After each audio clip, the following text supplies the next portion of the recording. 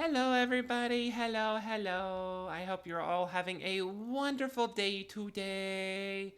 Where am I? There I am. As we are going to be having some fun, watching a little bit more of some Team StarKid. Yay!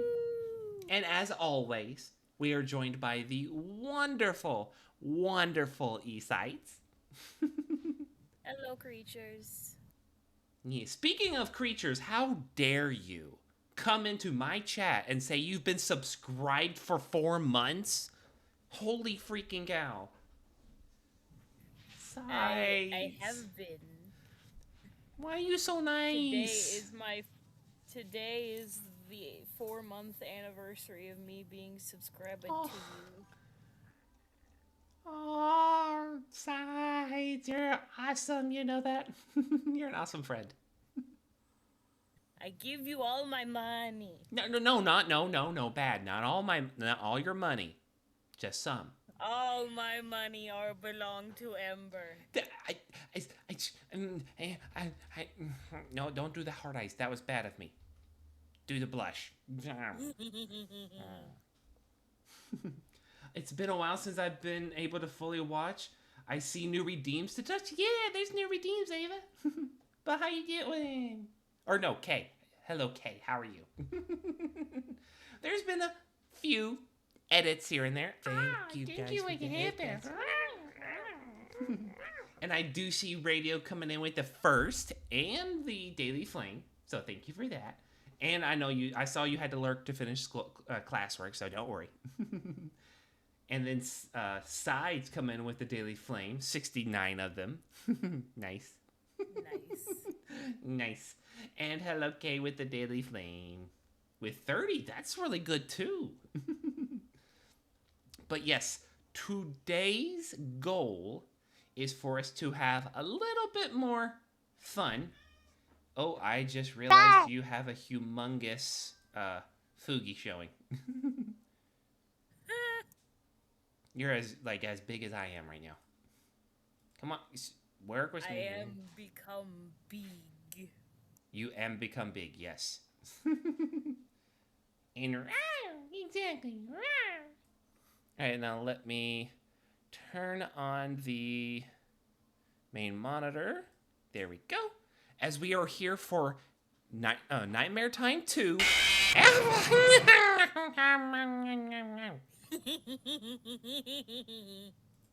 Nightmare Time Episode 3.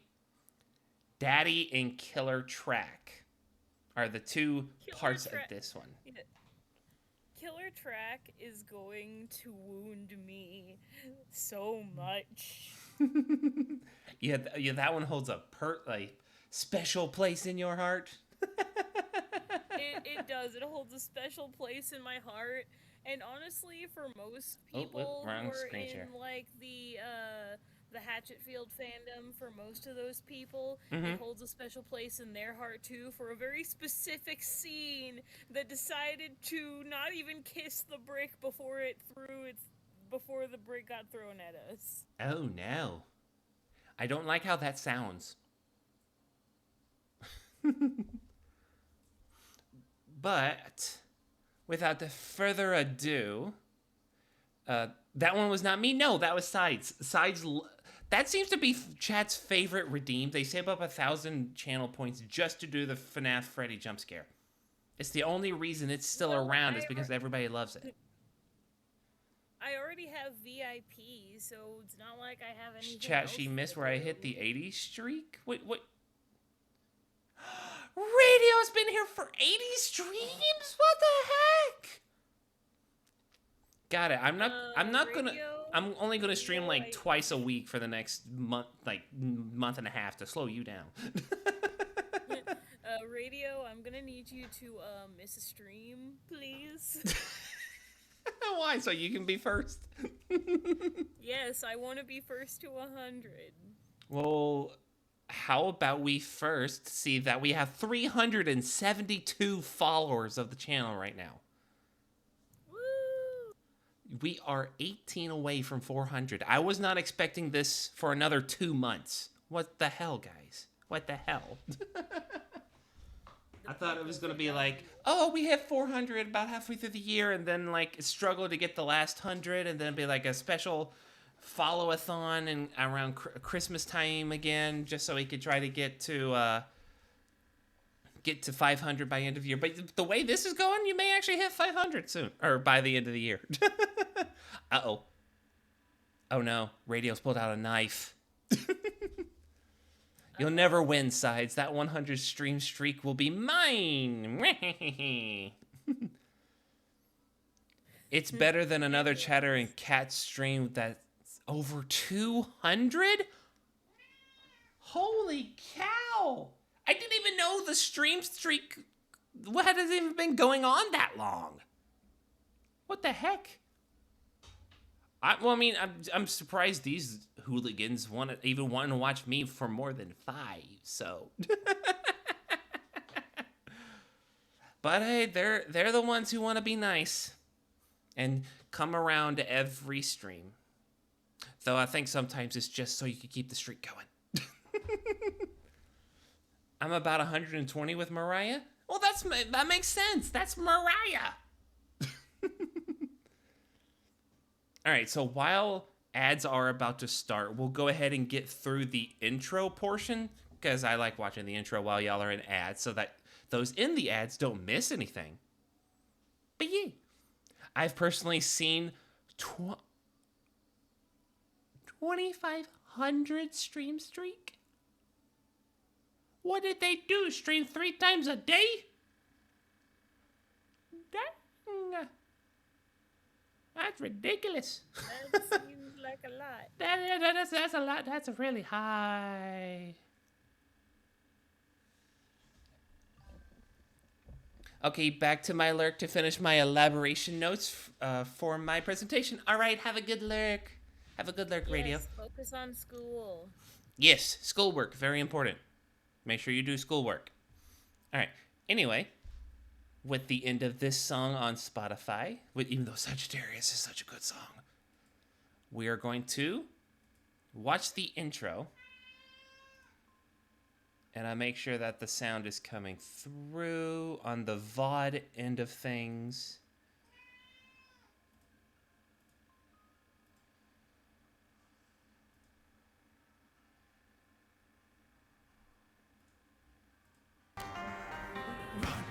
Okay, there we go. And also turn it down for you guys so it's not so blaringly loud. So a 2,500 streak is possible with people who are partnered. Oh, that's right. They got it first, didn't they? The partnered people got the pass to try it out early. I forgot about that.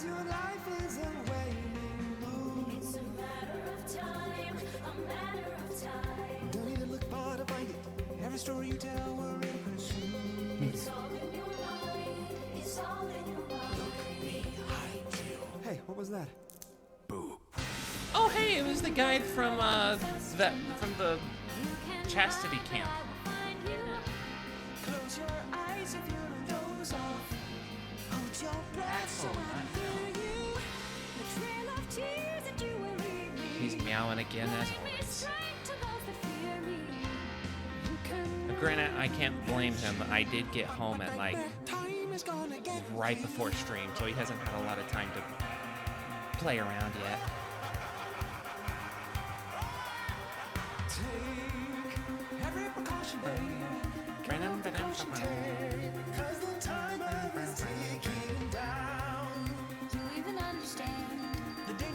Wait, what's that beeping? Was that beeping there before?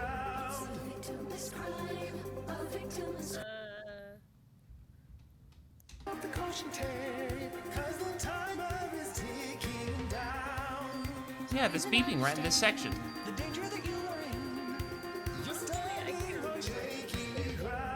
I don't recall the beeping there before.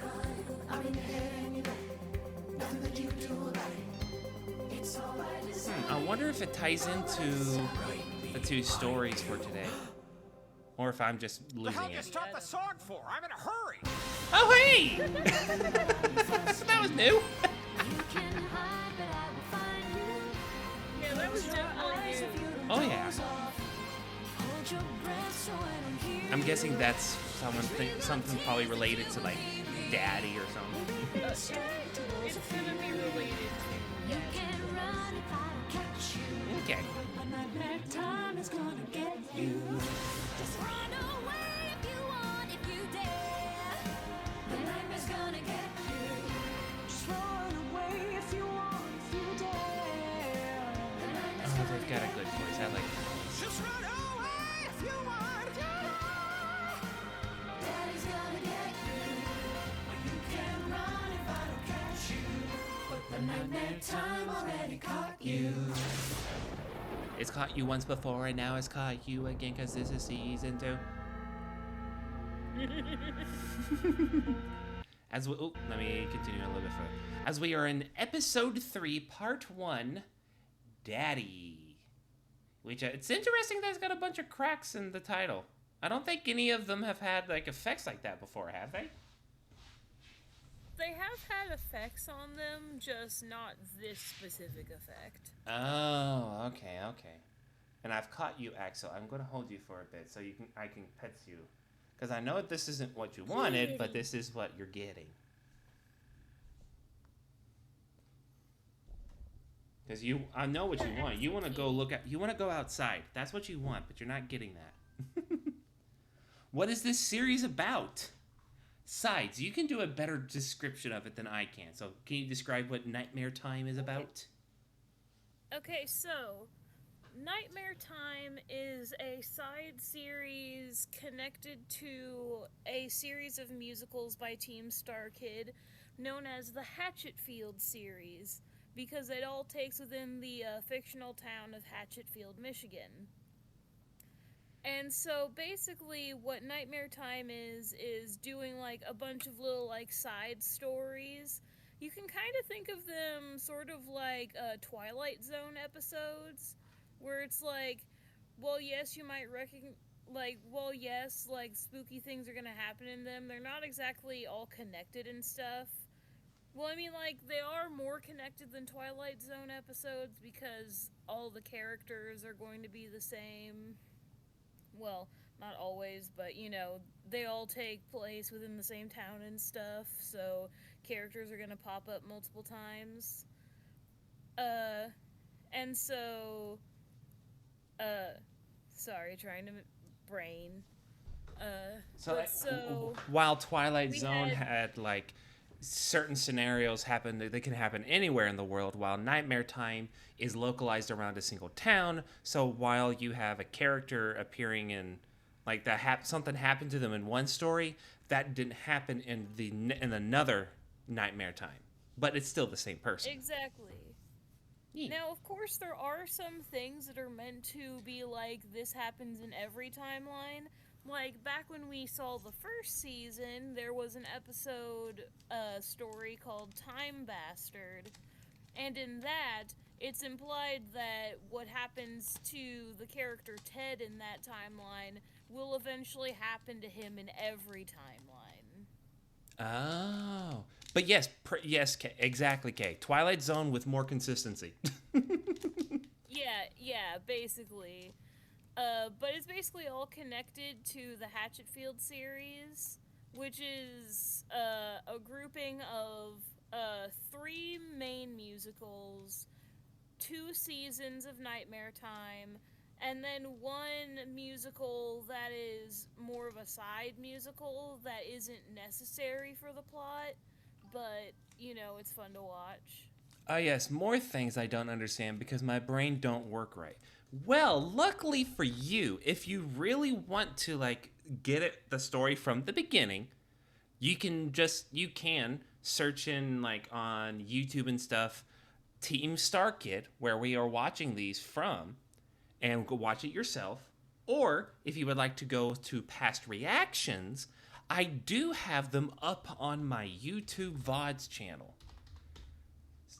So if you want to go there, I don't have them all yet. I need to actually upload the rest of them and get them like scheduled for posting, but I do have them on my YouTube channel. If you would like to go there and watch them, because we actually had somebody from YouTube come into our Twitch chat and say that they found us through our reaction videos, which is kind of cool. Yep. Yee.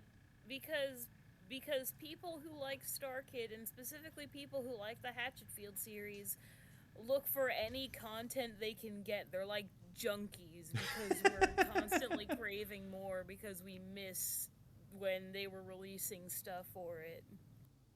Which is why you wanted me to watch this, so you can get your fix. That, plus also I needed to get somebody else hooked. I mean, it is really good. Alright, now with that out of the way, hopefully once I put this VOD later on YouTube, it won't copyright me and have me delete the section like this. Like, it's not even the main, like, the singing part of the video that YouTube doesn't like. It's this part here. The audio from this always has me have to cut it, which is so weird. But yeah, hopefully now we can go in.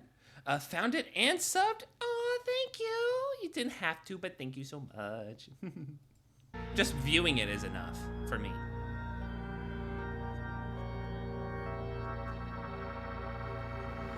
But here we are. Time to go see Daddy.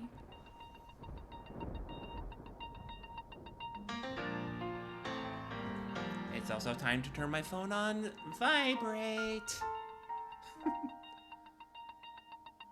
What a crime it is for time to pass when I'm with you. Wait, that's the creepy guy who still lives with his mom, right? Yeah, that's the creepy guy, Sherman Young. He was the one who tried to buy all of the Wiggly dolls at once back in Black Friday. Yeah, all like, what, 300 or something? Yeah, it was like in the like hundreds. Yeah, he was really creepy. We could give in.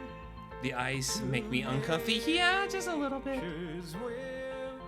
But there's still fire in you. Especially since this is supposed to be like an older guy, as you can see with the male pattern baldness. Hail Satan. You stand the test of time. Oh, hey, look at that. Yep.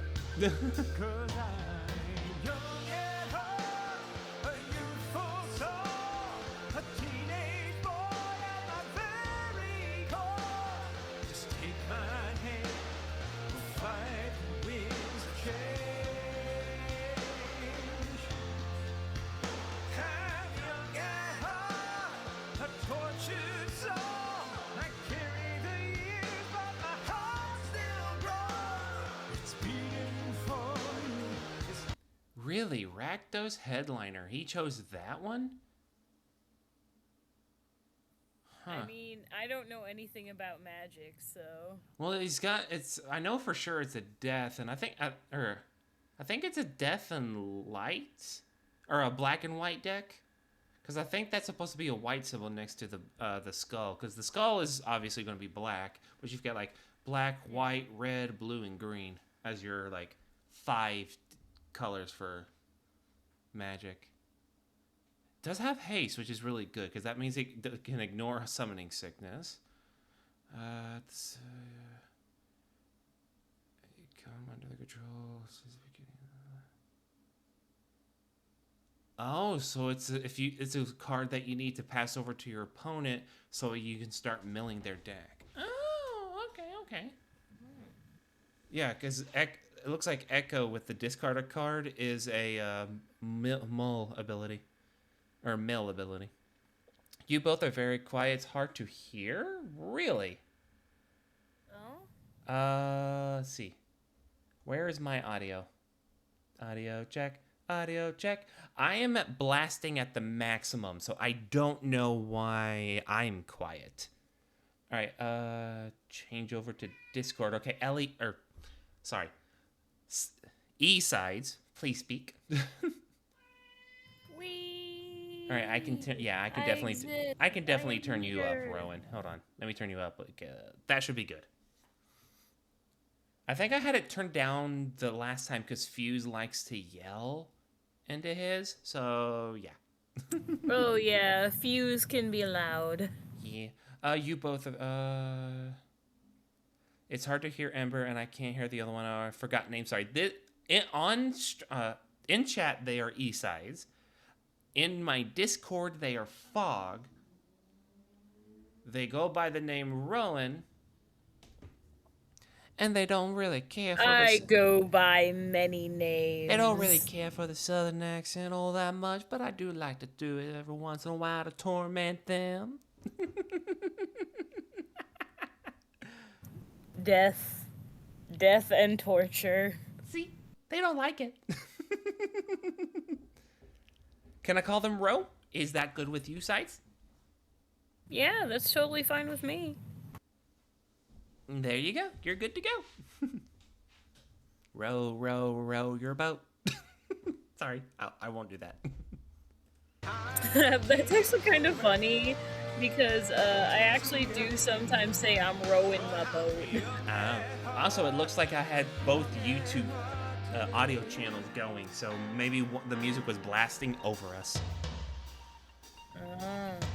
Great, because I will forget every other name. Fair. Oh, hey, McDonald's. Okay, I know I keep on pausing the video, but speaking of McDonald's, I have actually had both the breakfast meal and the main lunch meal or the dinner meal or whatever you want to call it from McDonald's of the K-pop Demon Hunters.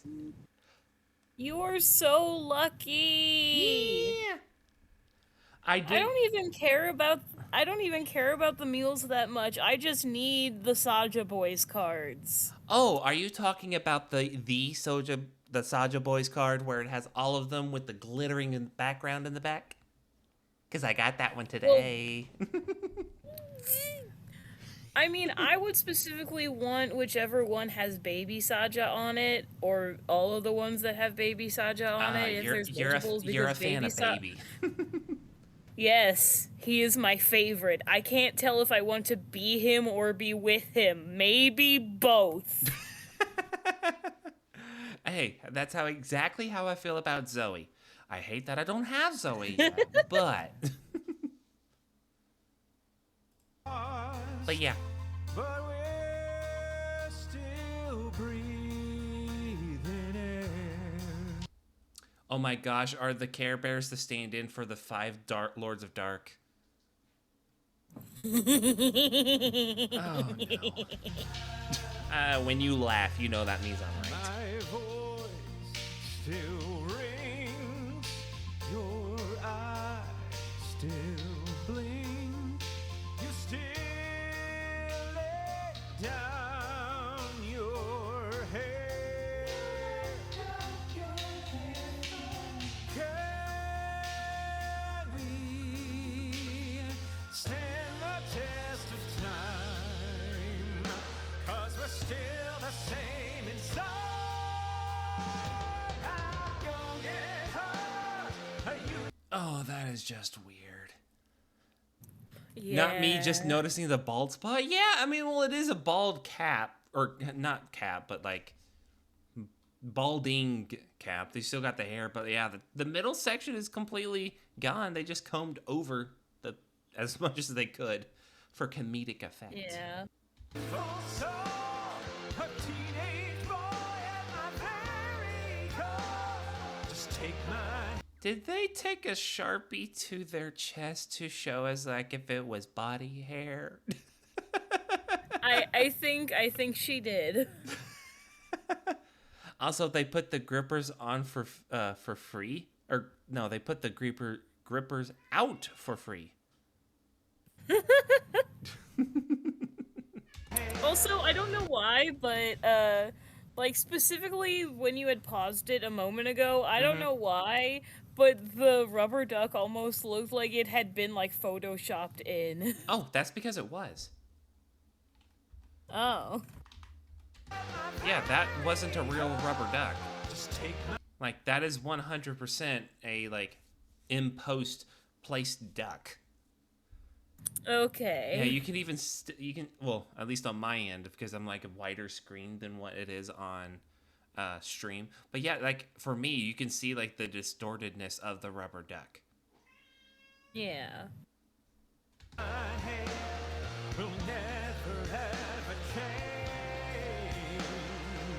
Why is there a blender duck? I don't know. Because one thing is that all of this was during the time of COVID, so they weren't able to do this in front of a live studio audience. So this was all of this is going to be done through like a Zoom call kind of deal, and so I'm guessing they could not go out and get like a real rubber duck, and so they just did it in post.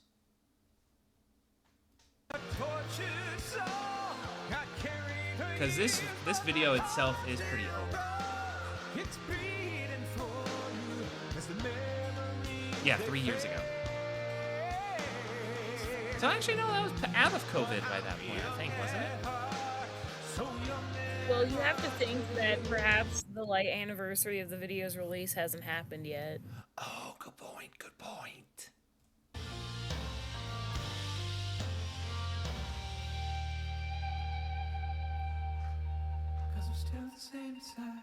Ah! Was not expecting that. Excuse me, Alexandra. Huh? Lex Foster. Right at the end, it changed. Did you not notice that? Oh yes, I did notice that. So yeah, me saying they were a stand-in for the Lords of Dark was actually true. Holy freaking cow. Yes. And that's why I just laughed instead of responding, because I knew that was going to happen. Yep, most definitely. I can't, those poor Care Bears gotta see a nude man in a tub. Well, luckily, they weren't Care Bears. It's worse. They're gods. Oh, yeah, that's right. Well, I mean, they have the power of gods. Also, I wish that I could have all 5 of them as, like, actual plushies in real life. I would be okay with getting Bluey as a plushie, none of the others.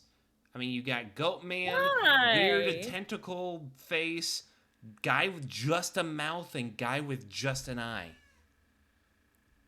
Why the green one look like the Grinch? My boys. I don't know why he looked like the Grinch. They just colored him that way. He's very happy-go-lucky kind of deal. Even when he's threatening to murder Don't be you, mean he's to my happy-go-lucky. precious boys. They're creepy. They all deserve love. That doesn't make it any better.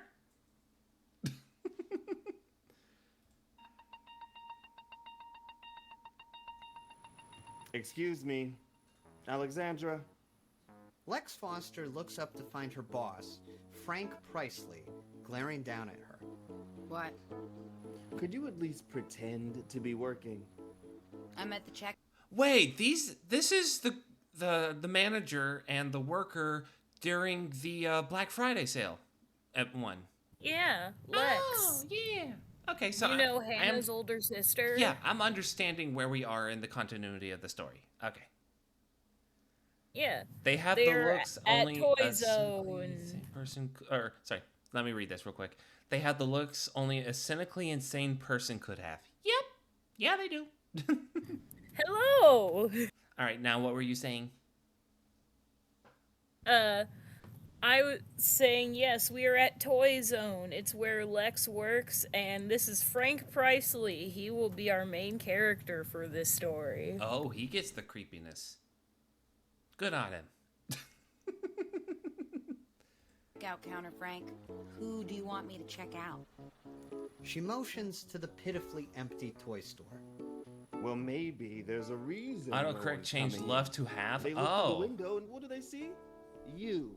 they Doll-face, love bored the out of your looks. mind, doing Yeah. crossword or whatever. Pretty this much, yeah. is. He grabs the sheet of paper Lex has been scribbling away at.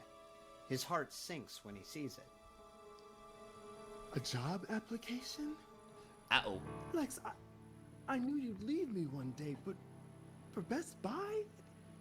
Best Buy? Okay, I'm not leaving. I need a second job because someone keeps cutting my hours. If you get a second job, how are you supposed to come in here and give 110%? When you're not in Toy Zone, you should be thinking about it, dreaming about it. If the two of us work together, we can turn this place around, or you can throw it all away. You had a future here, Alexandra. I don't think so, Frank. I don't even think you have a future here. And it doesn't have anything to do with me or you. It's just, why would anyone come all the way to the mall when they could just order the same shit off of Amazon? We don't Very speak that true. way. Don't even think about it. I can see you're thinking it. You know what? Just go. Take the rest of the day off. Seriously, you're cutting my hours? I'll pay you for your time. I just don't want to see you right now. All right. Lex throws her stuff in her bag and heads for the door. Hey, you want me to pick you up an application for Best Buy? Well, With all your retail experience, you might even make manager. Out. I want you out. I know she was doing that just for fun. But still, that was pretty good. That night, Frank closes up shop, alone. His footsteps echo through the deserted halls of Lakeside Mall. Store windows bear signs reading closed or out of business or liquidation sale. Everything must go. Well, I mean, it is a mall. Nobody goes to malls anymore. Even the one near me that I used to go to like a lot as a kid hardly has any stores in it anymore. The only ones left there are legacies. And even one of the big legacies, Sears, left. They packed up and had their own, like, are renting out their own, like, personal space in a building so that they don't have to pay for the mall pricing. And because everybody orders online. He remembers a time when Lakeside was the beating heart of Hatchetfield. Now, it looks more like a graveyard. Frank furrows his brow. Oh, the mall near my place must be an outlier then? I mean, there's always going to be outliers. So maybe. Yeah. Yeah, the mall near me, which granted is almost like, I think like half an hour away maybe. Mm-hmm. But still, like, the mall that's closest to me, it's still up and running. It's clearly had stuff done to it for it to stay in business. I guess my problem is that the closest mall to me that I know of is all the way in Jackson, Tennessee. Which, if anybody knows anything about Jackson, they call it Second Memphis. And if anybody knows about Memphis, Tennessee, it's not all about the country music there. It's also about the, a lot of stuff happens, let's just say. A lot of not so nice things. If you stay out too late. Fucking Amazon. At home, he lugs his groceries into his rundown condominium. He heads for the kitchen, trying to ignore the stacks of bills and the envelope labeled "Warning, Final Notice." He removes a large dog bone from one of his shopping bags, smiles. Okay, now I feel really bad for the comments I made. About him. About him being like whenever we saw him during the Black Friday, like how he's a Scrooge and mean and just doing it for the sales, and then this one I was like, I don't feel bad for him having the nightmare time. I kind of feel bad now. Well, I mean, he might have some bad things going on in his life, but he's still a greedy prick. Okay, I feel less now. I feel less upset now. And slaps But I his mean, leg. he has a dog. Hey, buddy. Daddy's home. I tell you, buddy. The day I had. But the dog doesn't come, Oh, like it's done every day for the past 9 years. Buddy? Come and get your bone, you lucky boy. Frank checks the living room, where he finds Buddy lying motionless on the floor. Buddy? that was not what I meant to do. Quick, run! Back! Condominium labeled. to the living room. Here we go. Where he finds Buddy lying motionless on the floor. Buddy? Buddy? 2 days later, at the Hatchetfield Animal Hospital, a veterinary technician hands Frank a can filled with ashes. He lived a very long and happy life. How old was he, Frank? I don't know exactly. He was a rescue. He was my best friend, my best buddy. Later, Frank walks absent-mindedly toward downtown, letting his feet take him where they will. Before long, he finds himself outside his favorite throwback diner, Miss Retro's. Everybody The little loves restaurant Miss is lined floor to Retro. ceiling with memorabilia. Oh yeah, from sure. the Let's just skip over movie Buddy. posters, records, and Frank's personal favorite, a huge glass cabinet. But what about Buddy? Why Buddy? We just met Buddy and now he's gone. I mean, technically we didn't meet him. Oh yeah, 'cause he got taken from us beforehand.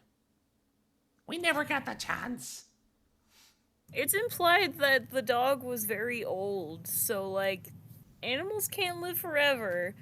I'm sorry What are if you I talking seem kind of about? cold. It's like, I'm sorry if I seem kind of cold about this. It's just like I don't have an emotional attachment to a dog I've never actually got to meet.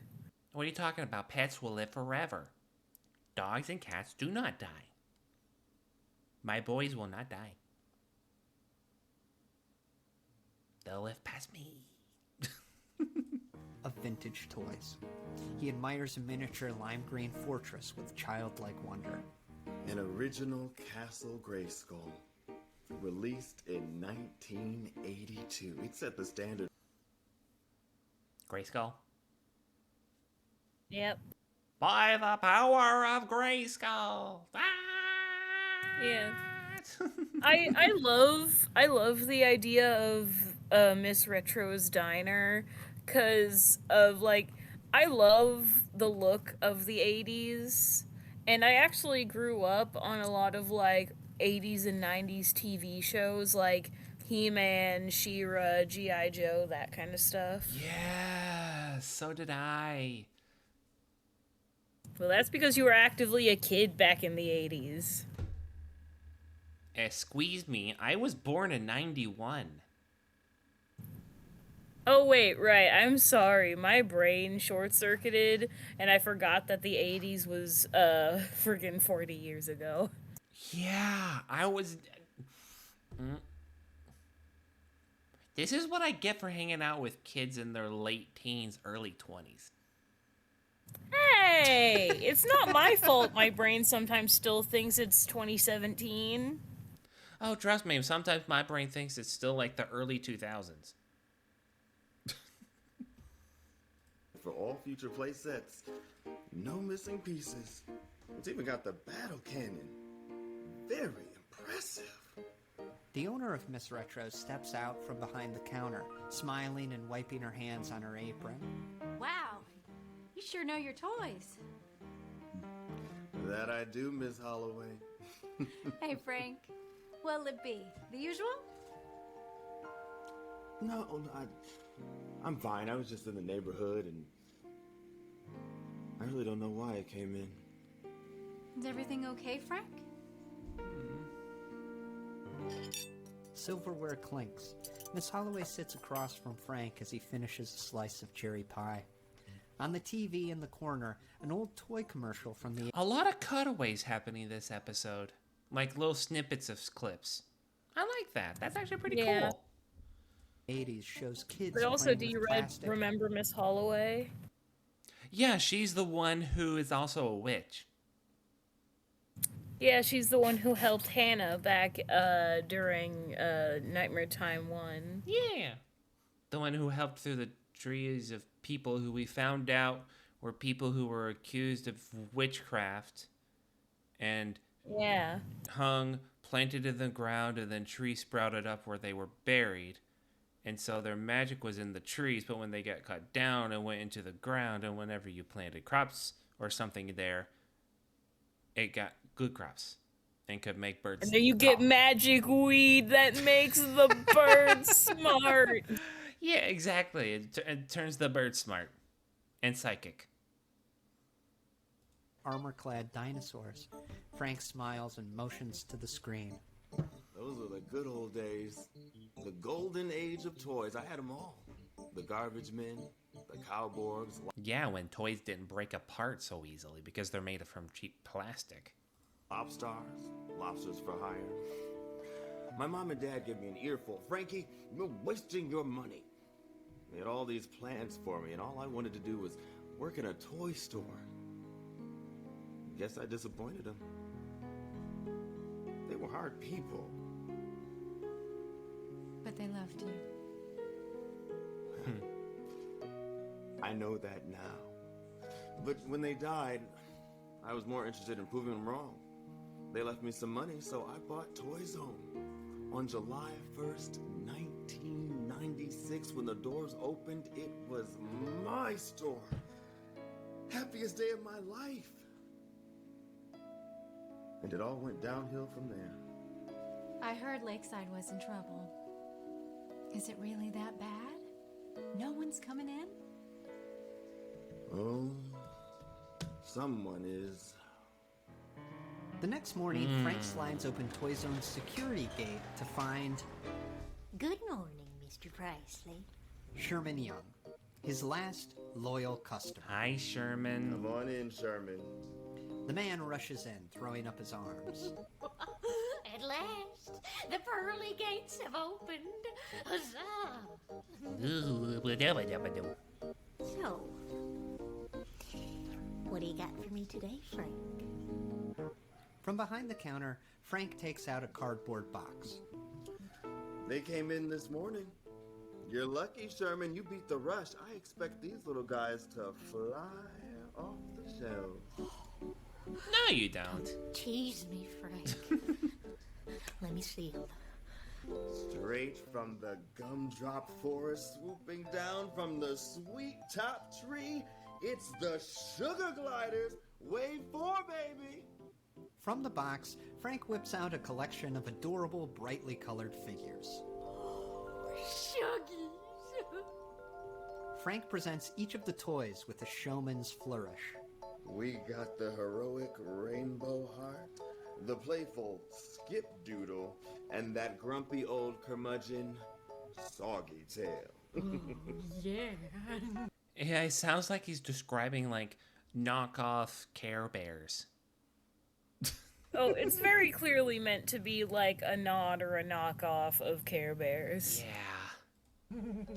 Definitely a Hatchetfield special. Oh, it is so hard to pick. People talk about the big decisions in life, and this is one of them. See, Rainbow Heart is a must-have, but I have a soft spot for Soggy Tail. Sherman! In the entryway, a ravishing woman in a sleek, form-fitting dress flips her Sherman's hair and lowers her hot-ass sunglasses. mama. I'm waiting. Well, then wait. That's The his woman rolls her mom? eyes and saunters off. Yes. Sorry. She's with me. Sherman, you dog. That's your girlfriend. No, Mr. Priestley. That is my mother. Real? Gobsmacked, Frank stares out at the woman, who sits on a bench reapplying her lipstick in a compact mirror. That woman? Out there? Stepmother? No. 14 hours of hard labor she's always reminding me. Wow. She looks good. Yeah, she's a MILF. You shouldn't say that about your own mom. No, you should not. I could say it. Mr. Priestley. Are you attracted to my mother? I'm just saying she looks good for her age. I don't know what age that is, but Just imagine if you two ended up together. You know what that would make you, Mr. Presley? Well, happy man. That would make you my daddy. Oh, that just sounds horrible. That'd be fun, wouldn't it? Yeah, it sounds awkward, doesn't it? Yeah.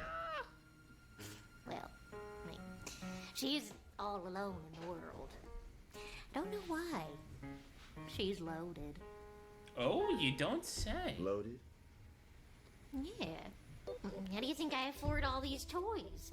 We're working on curbing my spending habits. But just look at these sugies, huh? Frank Priceley smiles, putting on that salesman charm. You're right. They're all vital to any self-respecting collector. I mean, you can't break up the sugar gliders. They're a team. No, a family. From atop the sweet top, the sugies go gliding, riding the rainbow, adventure awaits. Their hearts are glowing, the sugies are showing the magic of family, 'cause love conquers hate.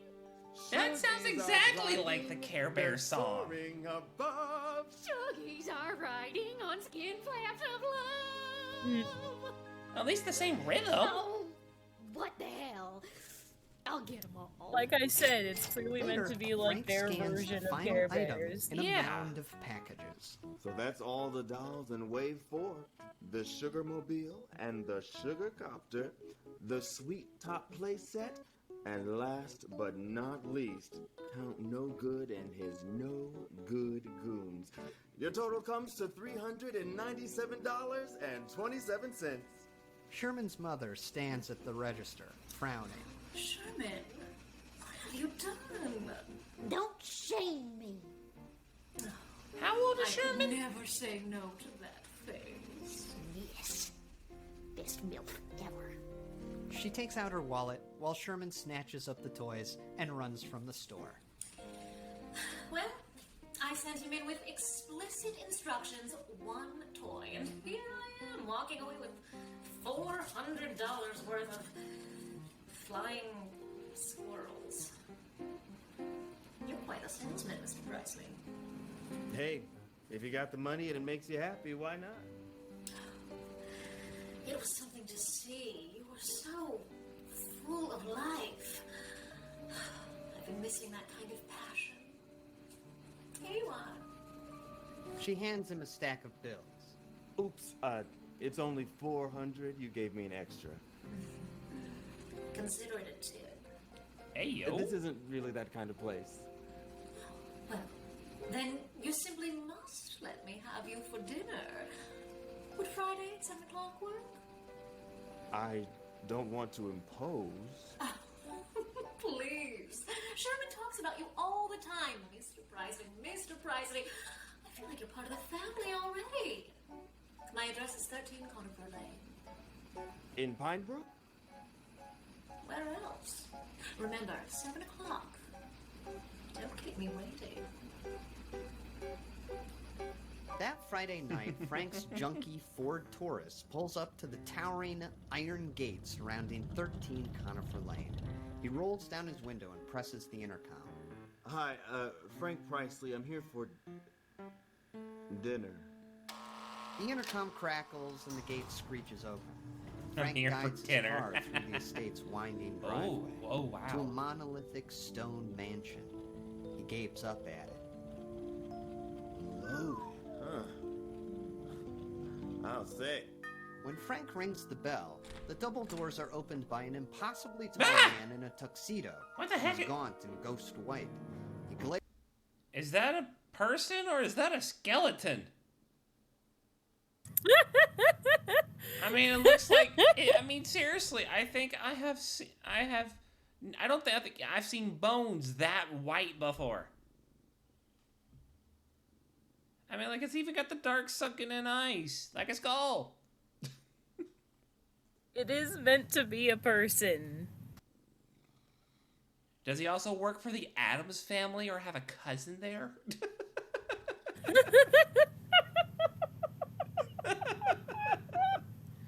There's a man with large sunken I was joking. You didn't actually have to sound like the butler from Addams Family. What I the think heck? it's meant to be a reference. Well, I'm catching all of it then. Well, I mean, I guess the Addams Families was around the 80s, wasn't it? Mrs. Like Young 70s home? to 80s, maybe? Just as Frank backs away nervously, Sherman appears. Marco, relax, will ya? Hello, Mr. Priestley. Hi, Sherman. The giant butler nods and wanders off. He's even giant. Don't mind Come Marco. on. He's a big softy. Huge softy. He used to throw javelin for the Olympic. Frank Excuse you, Price. so Frank can, or so Sherman's mother Sherman can descends be the seen. grand staircase in a sparkling black evening gown. Welcome to my home. At an ornate dining table, Frank chews a piece of Oh, mouth-watering and then steak. they move everybody. You are some cook, Mrs. Young. Please, Frank, call me Sheila. And I don't cook. I just eat. But I will send your compliments to Marco. He takes very good care of us. After dinner, Sherman throws open a set of large double doors. Ta-da! He flips the light switch to illuminate a cavernous room with rows upon rows of glass cases. Inside is the most Yep, extensive array that's of what I toys Frank expected. Priestley has ever seen. Wow. Well, it's a work in progress. No collection is ever truly complete. In awe, Frank hurries from one case to the next until he spots a shelf of vintage toys that he himself collected when he was a boy. He gawks at one figure in particular, held aloft on a rotating pedestal. That's a gold-plated chrome star, mint in the box. That's the holy grail of Cowborg toys. I knew you'd appreciate it. You're the only one who does. You know what they say, growing old is mandatory, but growing up is optional. Growing up is for poor people, Frank. Ouch. Right. Well, this is beyond impressive. Yeah, well, Mother says she spoils the men in her life. You Does should she have now? said that, Sherman. Later, Frank looks up at a portrait of a stern, regal man. It hangs above a crackling fireplace. The late, great Mr. Young. He died when Sherman was just a baby. I'm sorry. Was he sick? No. He was murdered. Nightcap?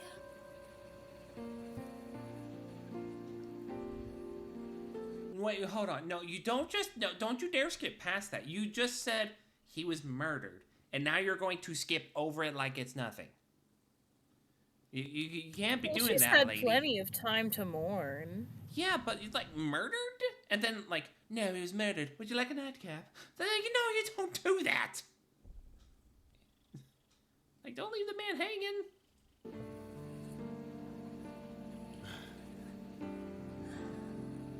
You're a good man. Also, you guys can't see it, but Miles has actually climbed up into my lap and like climbed up so where I have to hold him now. And it's just like up against my chest and stuff. So I'm going to take a picture real quick so that y'all can see it in the Discord.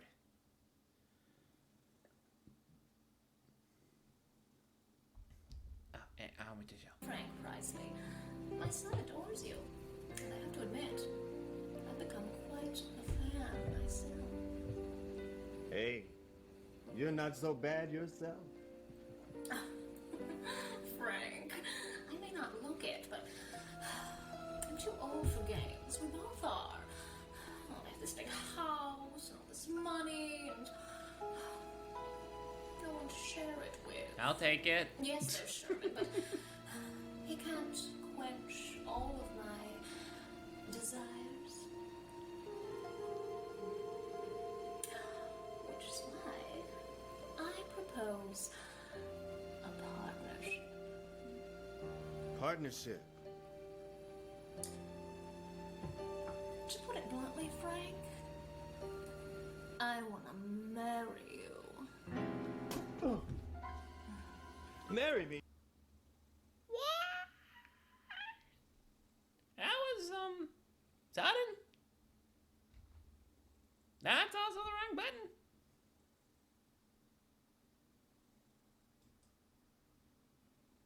That was kind of sudden. What the heck?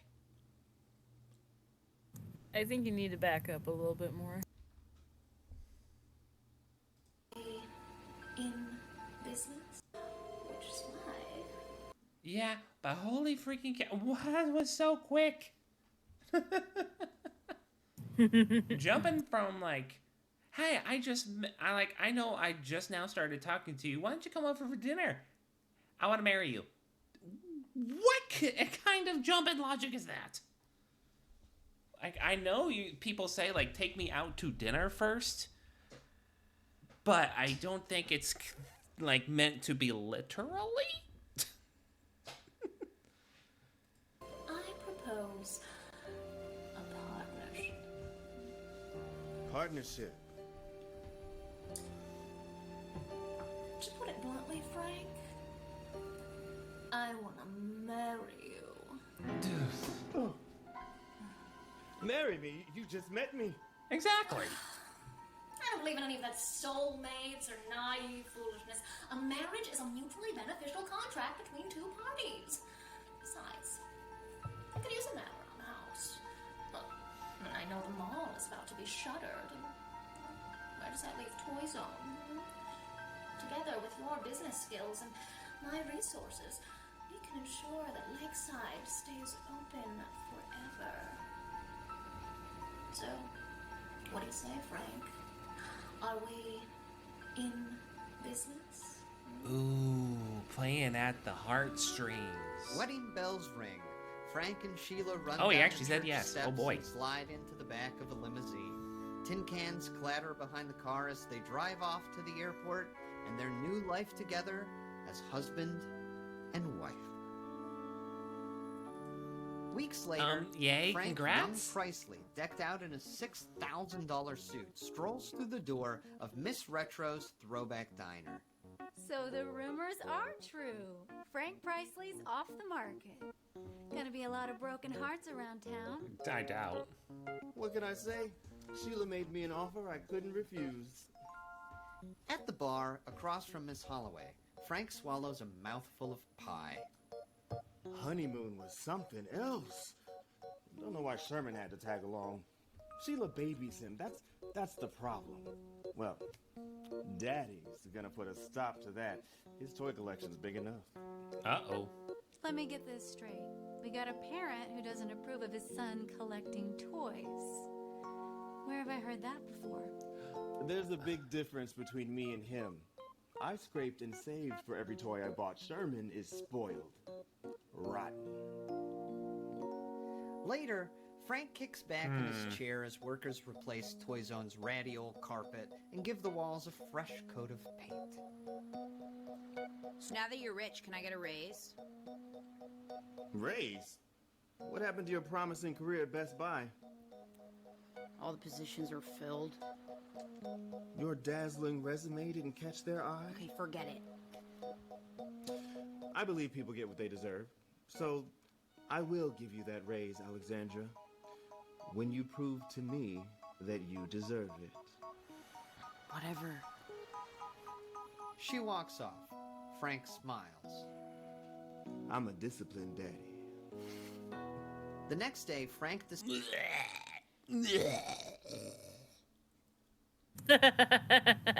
Please, Frank, don't say that again. Please don't. descends the grand staircase of his new home to find the whole place filled with balloons and streamers. He scratches his head. Huh? In the kitchen, Sherman sits at the breakfast table. Sheila sets out another bundle of balloons as Frank walks in. Good morning, Daddy. Hi. Sheila, what's with all the decor? We're celebrating. It's Sherman's birthday this month. That means every day is a party just for him. I want a party for a month. I hardly do. I mean, I do a party for like my birthday, but that's usually on stream. I want a party for a month. Amber. It's fine. I didn't really have like big parties growing up anyway. I did have, well, I mean, there was like parties, but there was like either with family or church friends. So yeah. My parents always tried to make my birthday feel special. Especially my mom tried to make my birthday feel special because she has a birthday that's really close to Christmas. So she never really got to have really special birthdays that were just for her. Mine was in August, so kind of like right at the beginning of the year. I mean, I did like have parties and stuff, but a lot of the time it was people I saw like every day at school or at church and stuff. So while it was like fun and stuff at the time, thinking back on it, I don't really find any of them memorable. And I don't know if that's like my own fault or what. Most of my memorable birthdays aren't really memorable because, like, there was a lot of people there or there was a lot of crazy expensive stuff.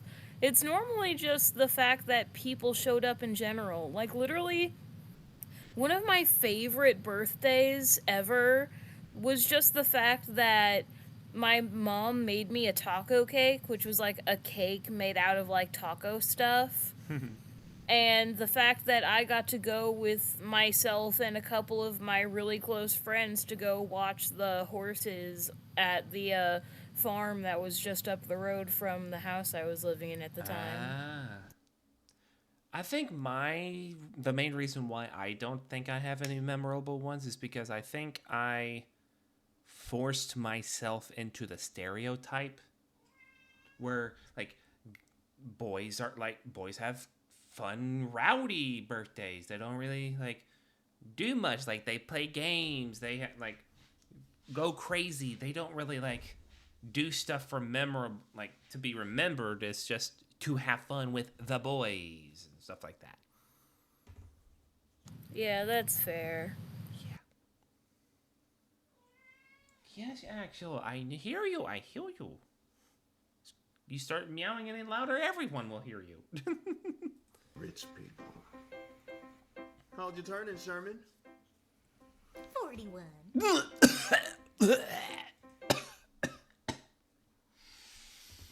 Yeah, Sherman's older than you. Why is he still living at home? How old do you think that makes Sheila? Minimum 59. Yeah. We'll just say 50. No, actually, no. Could be younger than that, depending. We'll go 58 at the lowest. Yeah. Big boy. Mother, I will have a bowl of marshmallow charms for breakfast now. Of course, baby. You can have anything you want. Happy birthday to me. Marshmallow charms? What kind of breakfast is that for a grown-ass man? Sherman, why don't I teach you how to make some eggs? He grabs a frying pan from the cupboard. Sherman stares at him, baffled. Sheila takes Frank by the arm and drags him from the room. Frank, what are you doing? Sherman does not cook. He's not allowed anywhere near the stove. A grease fire could set him ablaze and kill him. We have Marco for that sort of thing.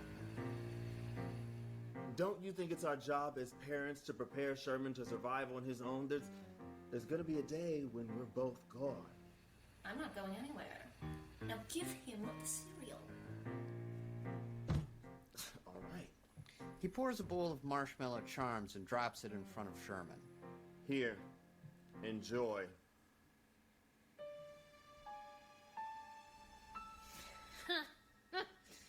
Is this a joke?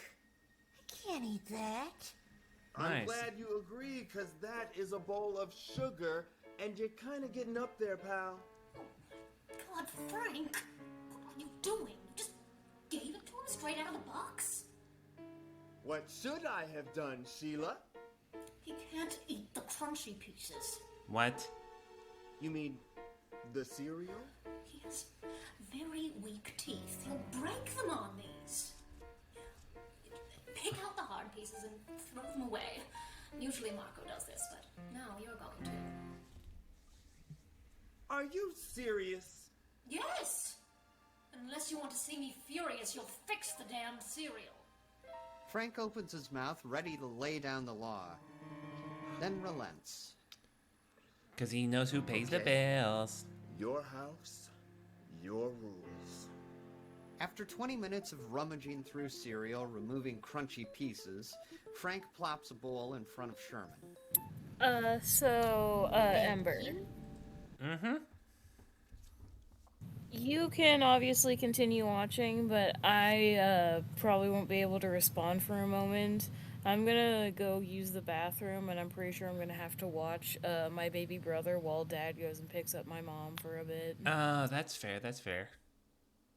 But are you going to be in call still, or no? I'll still be in call, I'll just probably be quieter. Okay.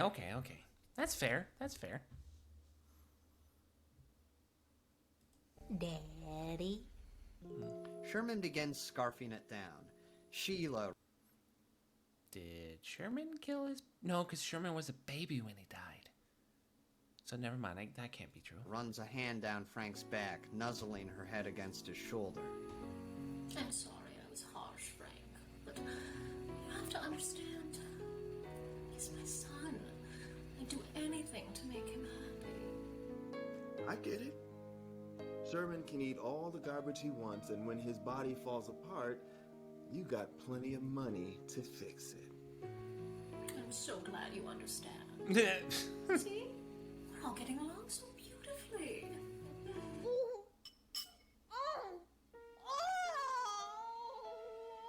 Sherman hurls the bowl across the room. He collapses to the floor, writhing and screaming. Shirley? Sweetheart? What's wrong? Probably a cavity. I crunched something. God, Frank! You left in one of the hard pieces? What have you done? Hours later, Sheila and Frank stand in the waiting room of St. Damian's Hospital. The nurse on duty, Becky Barnes, Hey, flips through Becky! a chart. Okay, I've got good news, Mrs. Young. Sherman's teeth are just fine. Oh, really? And how would you know? I want to talk to a doctor, not the hospital floozy. Doctor tell you the same thing, ma'am. Now, we'd like to get Sherman out of here as quickly as possible because this is the pediatric wing and he's a grown-ass man. Later, Frank and Sheila wait outside the front entrance. Well, that nurse was an idiot. Did you see the way she talked to me? I'm never coming back here again. Sheila, Sherman's fine. Fine? You sound like one of those so-called doctors. A tiny, microscopic piece of his tooth could have broken off and gotten into his bloodstream and killed him. What? I think you might just maybe be overreacting. Don't you dare gaslight me, Frank. You almost killed our son. You are in big trouble, mister. Big trouble. The doors slide open. Okay, well maybe she killed the husband. I mean, that's a possibility if she is rarely protective of Sherman. But still. And Marco pushes out a wheelchair containing a pitiful-looking Sherman. Sheila rushes to him. There he is, my brave boy. This is the worst birthday ever. Your birthday's in 3 weeks, Sherman. They put a strap on my arm and pumped it full of air. And it squeezed me so tight and I was so scared. I wanted to get out of there so I could see my My Mommy's here. daddy. Sherman hops out of the chair and throws his arms around Frank. Ooh, Sheila glares at her no. husband with white-hot jealousy. Later, He did that the on limousine purpose. pulls up the driveway to the young mansion. Sherman has fallen asleep on Frank's shoulder. A trickle of drool has leaked from Sherman's mouth and down Frank's sleeve. Sheila watches, silently stewing. Marco opens the back door and picks up Sherman, careful not to wake him. Marco, carry him inside.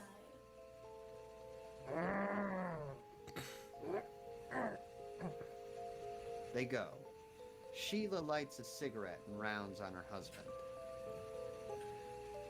I bet you just loved that. What? Having a grown man drool all over my shirt? He only prefers you because I'm the hard ass who made him go to the doctor. What? Well, I'm sick of it, Frank. I can't be the only one doling out discipline. You're not allowed to sleep with me tonight. Fine. I'll sleep in one of the other 20 rooms. Oh, no. No, you're not. I don't know where you're going to sleep, but it won't be under my roof. Uh-oh. You're not. She slams the front door and locks it behind her. Sheila? Sheila, come on! Open up! It's getting cold out here! Frank. Thunder booms overhead and rain begins to fall. In no time, Frank is drenched. Great! You know what? Fine. I'll get a hotel. Do you have your Soaked ID on you? and shivering, Frank trudges through the mud to the property's front gate. When he gets there, it's shut tight. How do you open this thing? He looks up at the gate. 12 feet of iron with some nasty-looking spikes on top. Without Makes much sense. of a choice, he takes hold of the bars and starts to climb.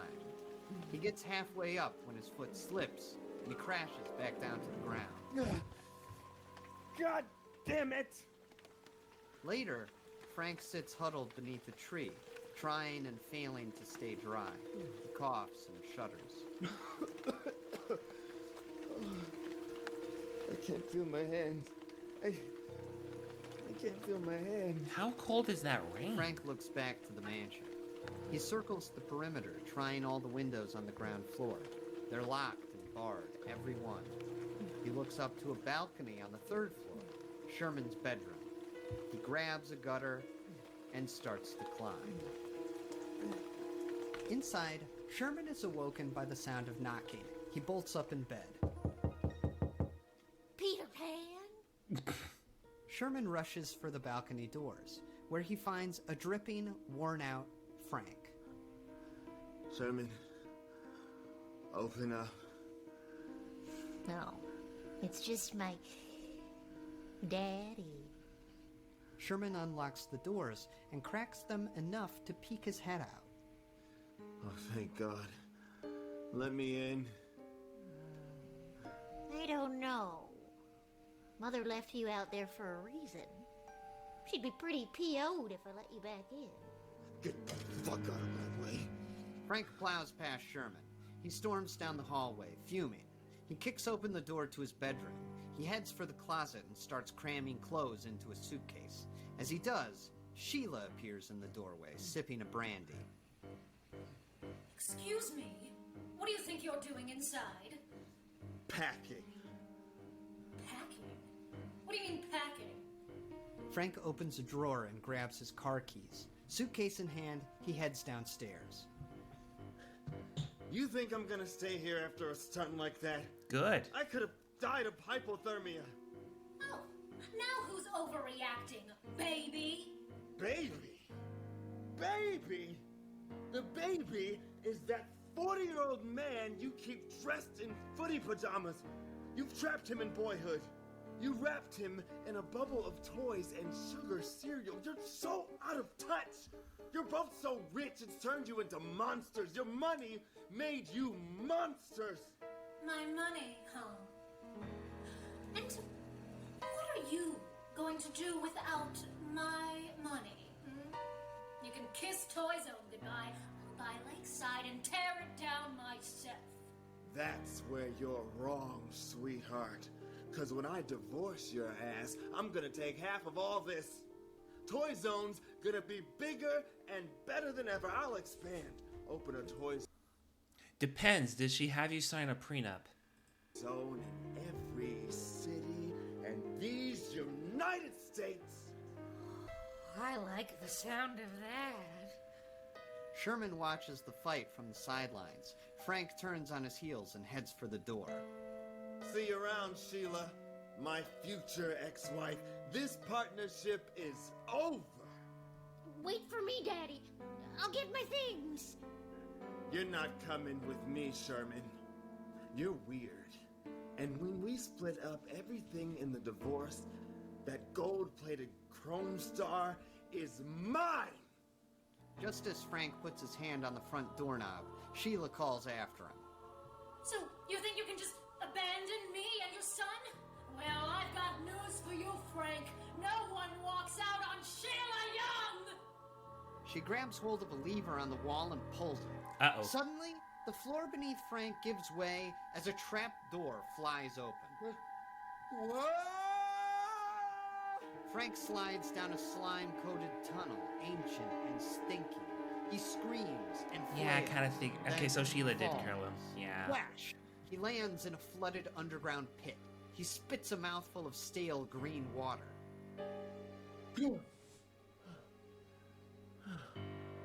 What?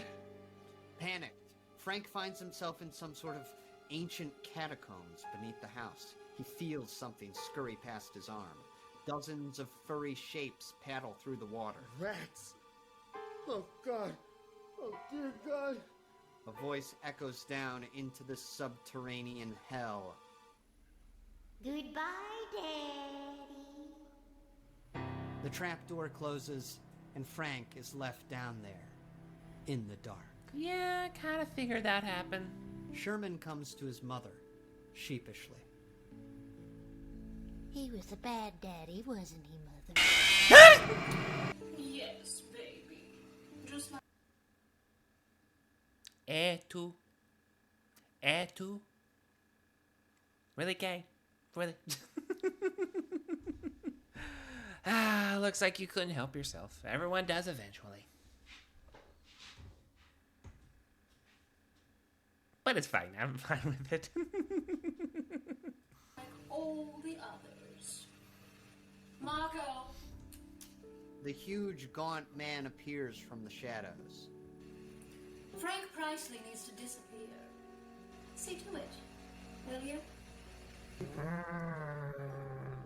I was waiting for the perfect time to do it after coming back to the stream because I had to pop out for a bit. No, you're good. You're good. If anybody needs to like pop in or out or lurk or anything, it's perfectly fine. But I'm glad you waited for the perfect time for that. Underground, Frank finds a ledge and pulls himself out of the water. He can just barely make out the shape of a long stone hallway.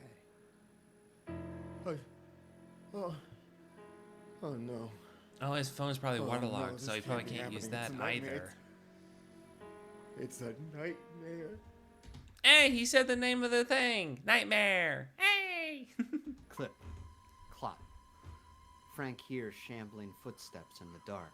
Hello? Who's there? Hello? Suddenly, a figure rushes out, grabbing hold of him. You have to get me out of here. I'm in a hurry.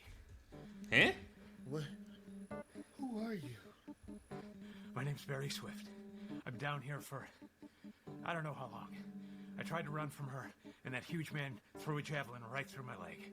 They sewed me up, but I think it's infected. I have to get to a doctor. Quick! Frank looks down to see the man's crudely wrapped leg and understands why he's in such a hurry.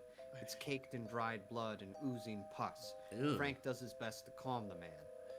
It's all right, Barry. Why don't you lay down? Frank leads him to a dry spot on the floor.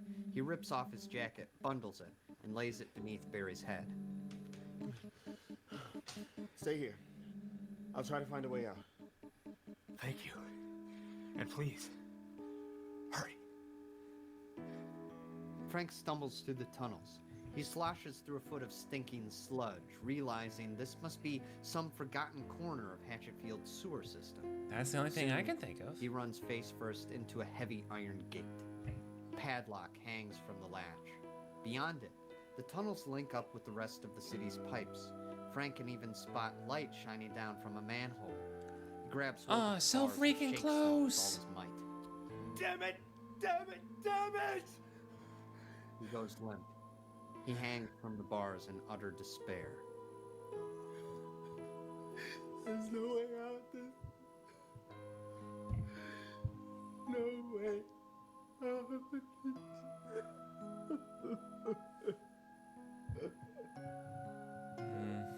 2 weeks later, Poor Sheila Frank. Young admires her reflection in a full-length mirror.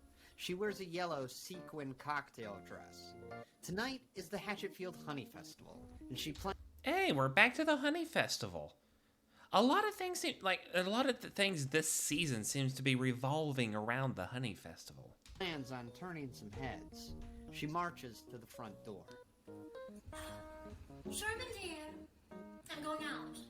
I've grieved long and hard, but now it's time to find you a new daddy. Oh, boy. Can we stop by Toy Zone on the way home? It's been 2 weeks and I'm jonesing. Sherman, we've been over this. Toy Zone is closed. Ha! I beg to differ. 4 p.m. is well within business hours. Sherman, that's not the point. Remember, the proprietor of Toy Zone is locked away in a dungeon? Can't we just pay someone to let me in? I mean, what is the point of all of this money if we can't do anything cool with it? Sherman, forget Okay, Toy Zone. I think that was them because for some reason my earbud just sounded weird. Online? You cannot capture the same tactile experience online. You just don't understand. No one does. He Didn't- stomps off to his room and slams the door. Okay, good. At least it wasn't pulling the lever. Don't be a pooh! You're the one who Beneath raised the them. house, Marco descends a winding staircase. At the bottom is the Welcome back, entrance Radio. to the dungeon. He removes a large ring of keys from his pocket and unlocks the Yay! metal I'm glad door. you're done. Waiting on the other side is Frank. He's haggard, wasted away. Marco drops a tray of moldy food and kicks it to Frank. The giant slams the door shut and ascends the stairway. Frank carries the meal to Barry, who lies shivering on the cold, stone floor. At least the weird man and the main character agree that online shopping sucks. True. Very true. Very true. Here you go, Barry. Try to eat something. I should have known. I should have listened to my friends when they told me not to marry her. I'm tired of writing and typing. I'm ready to be cozy for the rest of the night. Then get cozy, girl. Get cozy, girl. Get cozy. That it was all happening too fast. But I was in a hurry, Frank. To settle down, start a family. I know, Barry. Try not to talk. I'm gonna die down here, Frank. Don't say that. We're getting out of here somehow. Well, you don't want to miss the Honey Festival, do you? It's happening soon. Or right now? Or... Oh, God. Oh, God, how long have I been down here? You're gonna have to go to the festival without me, Frank. Find Helen for me. Helen? My ex-wife. She always told me to slow down. To stop and smell the roses. Aww. Frank's ears perk up. He hears footsteps Oh, wait, what? descending the staircase. Someone's coming. Wait. Helen? Is he Sherman's father? Barry, do you hear that? You have to get out of here, Frank. You have to live. You have to live. You have to... hurry.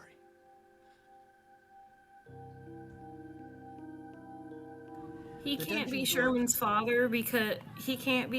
father because Barry's not old enough to be Sherman's father. Plus, also, Sherman's mom name is Sheila. Sheila, that's right, Not that's Helen. right, not Helen. I'm dumb.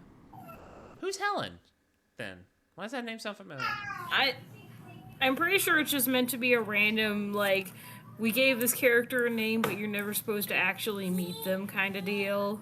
It's just his ex-wife. Okay, yeah, just his ex-wife. Creaks open. A figure stands there.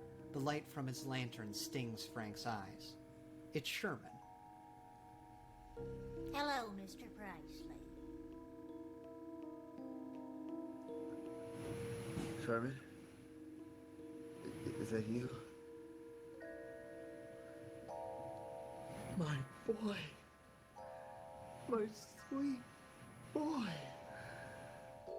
I have a problem. And you're going to fix it, Frank. Frank. Don't call me that. I know your mother and I are in a fight right now, but no matter what, I'm always gonna be your... You can't even say it, can you? Dad? Not Never for long. mind. Mother's gone out to find a new one. But you know what I'm starting to think? I don't think she cares about getting me a daddy. She just wants a big old shot of vitamin D.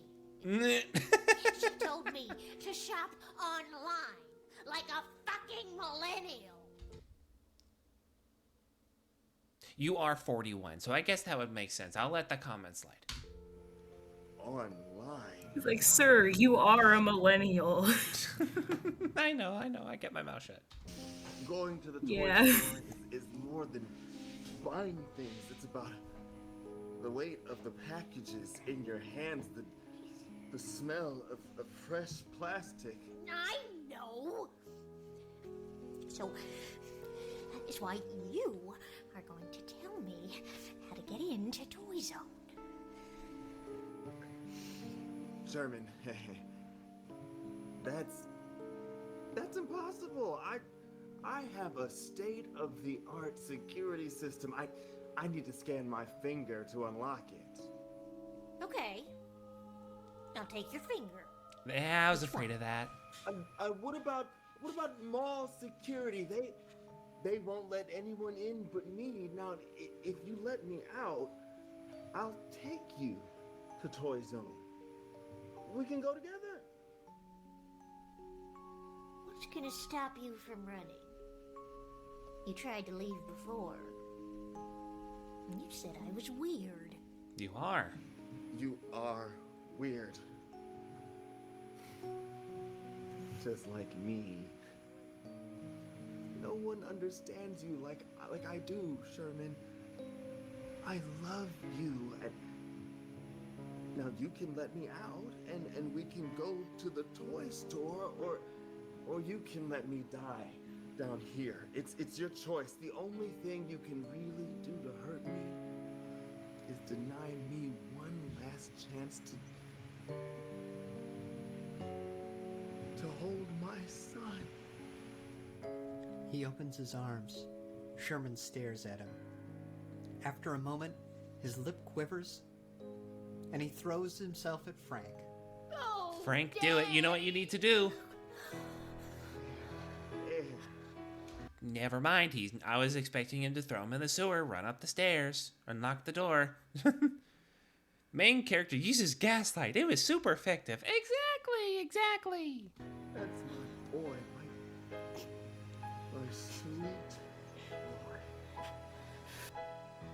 Frank holds him, patting his back gently. And while he silently commends himself for being one goddamn hell of a salesman, Frank removes the key ring from Sherman's pocket. There it is. Okay. I'll talk to my mother. I'll tell her you're the only daddy I want. Toy Zone. Oh, here I come. Sherman races from the dungeon and scampers up the spiral stairs. Keys in hand, Frank shuffles to his fellow prisoners, shaking them. I got him! I got the keys! We can unlock the gate to the sewers! We're getting out of here, Barry! Barry? No, Barry! Frank shakes him again. No response. He checks for a pulse and doesn't find one. So close to getting out, and he didn't make it.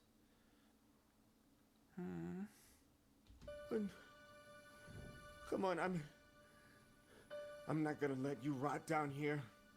Frank takes hold of Barry and lifts him Death number 2, baby. Yeah, death number 2. onto his back. One way or another, we're getting out of this hellhole. Up in the house, the front doors burst open. Sherman, I'm home, and I brought someone I'd like you to meet. I just adore him, and I know you will too. The gentleman caller, Ted. Ted! What? Of course it's Ted. Ted likes himself a woman. Yeah, he does, especially if they're rich. Spankowski follows her inside. All right. Where is the little bastard? No, Mother. You will not bring another man into this house. You are a married woman. Hey, works for me. Sherman, don't be rude. Come say hello. No! I want you to release Mr. Priceley. I'm not losing my toy store because you're feeling frisky. Hey! Don't sass your mother or I'll kick your ass, old man. You're really serious, aren't you, Sherman? Well, if you don't patch things up with Frank, I'll run away again. To Sherman where? takes out a bindle packed with snacks. He rests it on his shoulder, standing his ground. Sheila sees his determined face, a face she never learned to say no to. Oh, boy. Fine. Having no more use for her date, she removes a pistol from her purse and points it at him. Huh? No! Bang! She fires. The bullet tears into Ted's shoulder. She shoots 3 more rounds. One enters his stomach, one his nuts, and one his head. He falls to the... I thought you said that Ted always, got the same fate in every world. Well, yeah, but you also gotta think about the fact that this could possibly be a reality. Actually, yeah, that is kind of strange. Because now that I'm thinking about it, if he dies, then that can't be a thing. But that also, there's this weird thing with paradoxes, because it should happen to him in every reality. Otherwise, there's no way for the homeless man to exist. Exactly. But also, he also died in freaking Black Friday, and the guy who didn't like musicals. That's right. And yet the homeless man still existed in both of those as well. Huh. But then again, this is Tinky we're talking about here with the stuff that happens to Ted. And Tinky's whole thing is time. He can just do whatever the fuck he wants. True. Very true. Dang, the nut shot was just personal? Yes, it was. Yeah, it clearly was. I guess he does think with his dick. marble floor, dead. Marco, clean that up. He grabs hold of Ted's legs and drags him away. Sheila steps over the trail of blood and takes her son's face in her hands. Maybe I do spoil you, but it's because you and I are the only 2 people that matter. Everyone else is livestock for us. You'll understand soon. You mean the gift? Hmm? Are you finally going to give it to me, Mother? Not this year, but if you're very good, maybe for your next birthday. Now let's go and have a word with your father. Sherman and Sheila descend the staircase to the dungeon. They follow the muddy trail of footprints to the dank corner where Frank and Barry have been living for the past 2 weeks. They find some rags and an empty food tray, but the men are gone. Frank! Sheila shines her lantern down a nearby passageway. Nothing. Then she notices the look on her son's face. He frantically checks his pockets. Only now does Sherman realize his keys are missing. Uh-oh. Damn it. You let him escape? Deep inside the maze of tunnels, Frank trudges through the muck. He carries Barry on his back, making his way to the barred door, the gate to the sewers, to freedom. We're almost there, Barry. Hang on. He hears a voice echo in the distance. Marco! The gaunt giant appears at Sheila's side, a javelin in hand. Find him. Marco takes off with inhuman speed. Frank turns back as the sound of monstrous footfalls splash behind him. No! I was going to say, how does he know where he is? But I guess it's kind of like a small area, so it's not that hard to search. Frank can see the gate to the sewers, not more than 50 feet ahead, but he's moving too slowly. He knows Marco will catch him. He needs to lighten his load. No, not Barry. I'm sorry, Barry. Fighting tears, Frank drops Barry's corpse. It plops into the water and sinks beneath the stinking offal. Frank bolts for the gate. He slams into it and tears the key ring from his pocket. He fumbles with the padlock, trying the first key. Marco rounds the corner, spots Frank, and wails. The giant cuts through the water. He raises the javelin. Frank tries the second key, the third, the fourth. I'm sorry, Barry. I'm sorry, buddy. I'm sorry, Lex. Oh, God, I'm so sorry.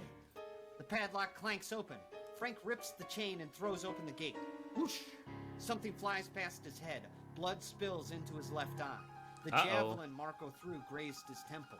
A split second later, the Colossus plows into Frank. Oh, okay, good. It's Frank's video that's having the issues. Okay, I was worried there. That was like, is my computer having problems? Frank, like a battering ram. He flies through the air and splashes into the sewage. Marco shambles forward, arms extended, ready to tear Frank to pieces. The tunnel shakes with Marco's approach. Boom, boom, boom. Then, by chance, or fate, or whatever force is protecting Frank Priestley, he feels a smooth wooden haft beneath the water. The javelin. Frank grabs it and thrusts it forward. The giant barrels into it, impaling himself on the end of the spear. Black blood oozes from his chest. He grits his teeth. What? Wait a minute. Black blood?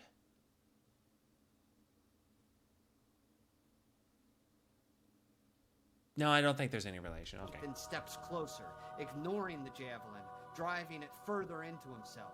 He wraps his hands around Frank's neck and starts to choke. Desperate, Frank pulls the javelin from Marco's body and jams it through the giant's eye, into his brain. The behemoth goes down, falling lifeless into the sludge. Frank coughs. He wipes blood from his glasses. He heads for the ladder to the manhole above, but stops when he hears the click of a cocking pistol. Sheila Young steps out from the darkness. Going somewhere? Sheila, please. Look what you did to Marco. She kicks the butler's mammoth corpse. Oh well. I'll make another one. Make? Please. Don't kill me. I'm not gonna kill you, Frank. Now move.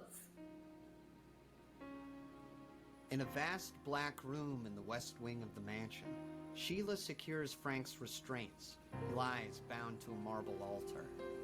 My first husband, Sherman's father, was a great man. Great and powerful. He was the one who first gave me the gift. Who showed me the power of the Black Book.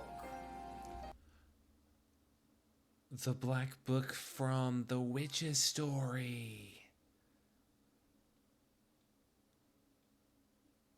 The one that they were scared of.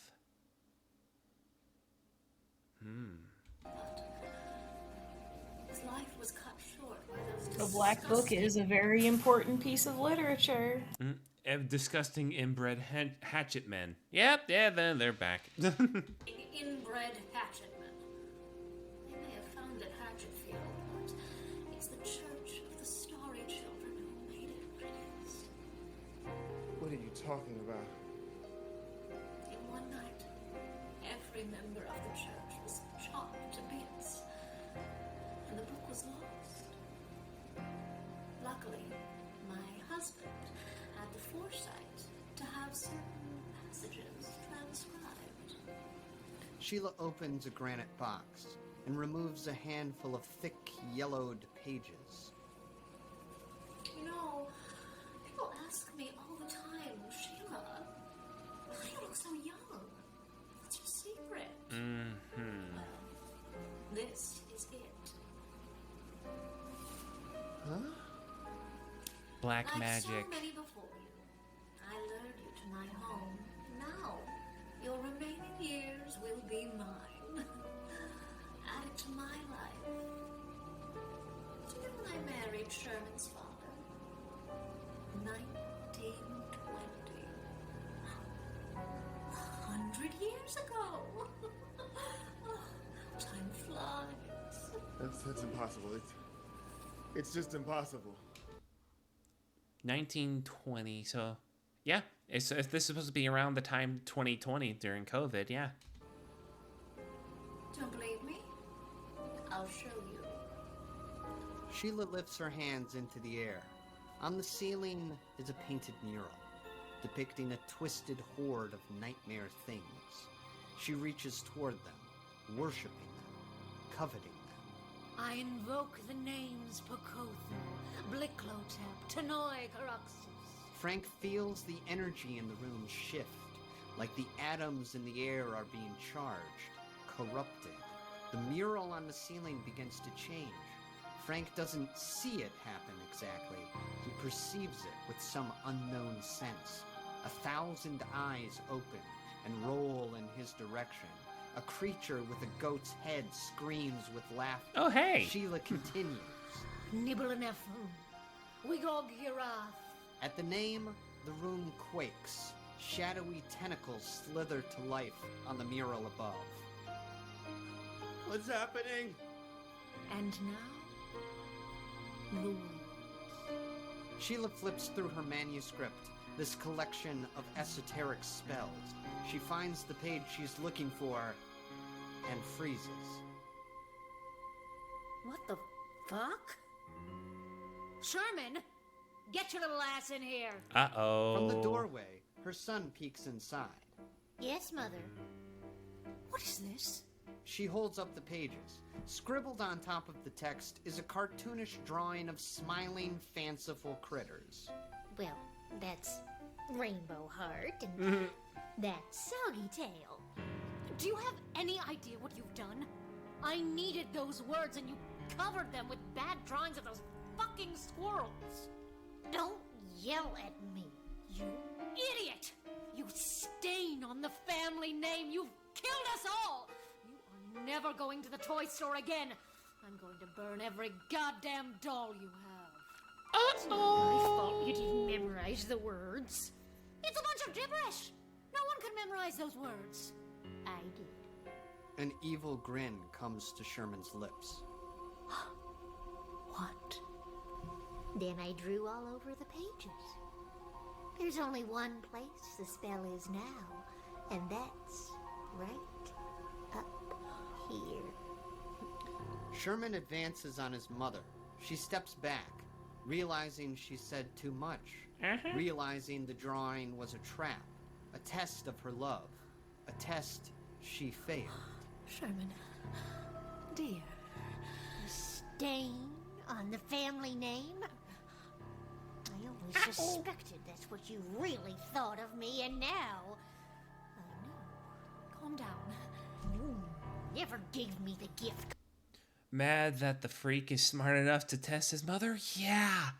Just a little bit. He's weird, but he seems to be smart for a 41-year-old. Because you wanted power. He's smarter than he lets on. Yeah. You let me get old. I've outgrown you, Mother. Sherman, don't. You wouldn't give me the gift, so now I'm gonna take it. Happy birthday to me! Sherman, please. I'm your mother. Sherman raises his hands into the air and chants. Hum-de-da-da-de, hum-lia. Sherman, no. Kalika-karakanya, nibbayana. The nightmare creatures in the mural roar with delight. The room trembles, electricity flies. Well, yeah, they've got through fresh the air. blood.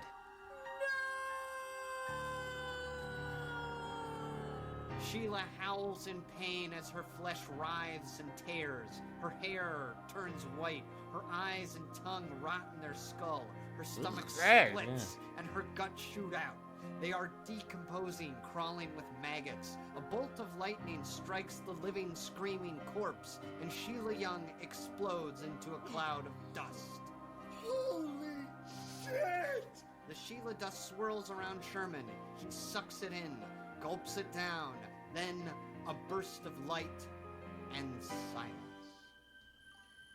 Frank opens his eyes. Hi, Cat. How you doing? Hi. A mist hangs in the air. A voice rings out.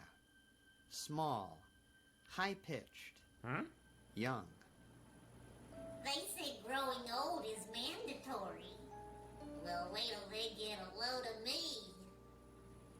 Emerging from the ethereal smoke is a child.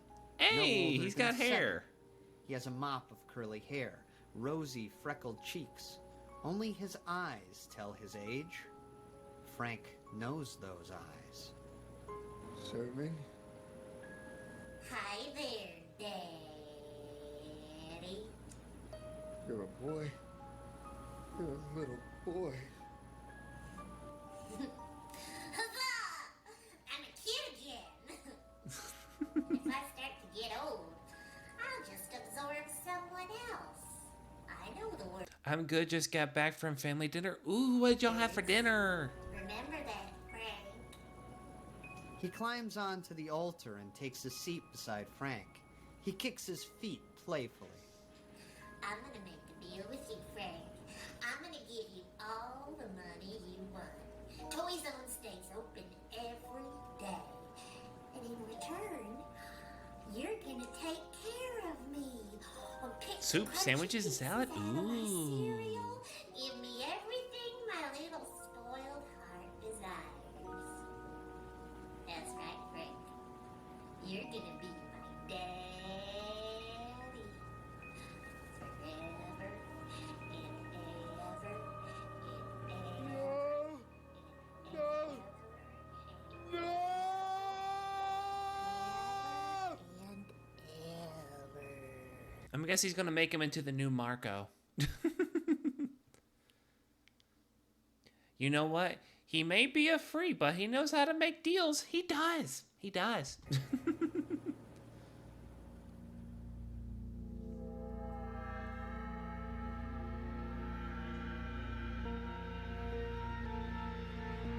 Alright, so we are moving on to Killer Track in just a little bit. I'm actually gonna go and use a restroom because I really gotta go. And plus I need to take some medicine. So I will play some Spotify real quick. And I will leave you in the capable hands of Silence or Sides, whichever one is there. But I will be right back, I promise.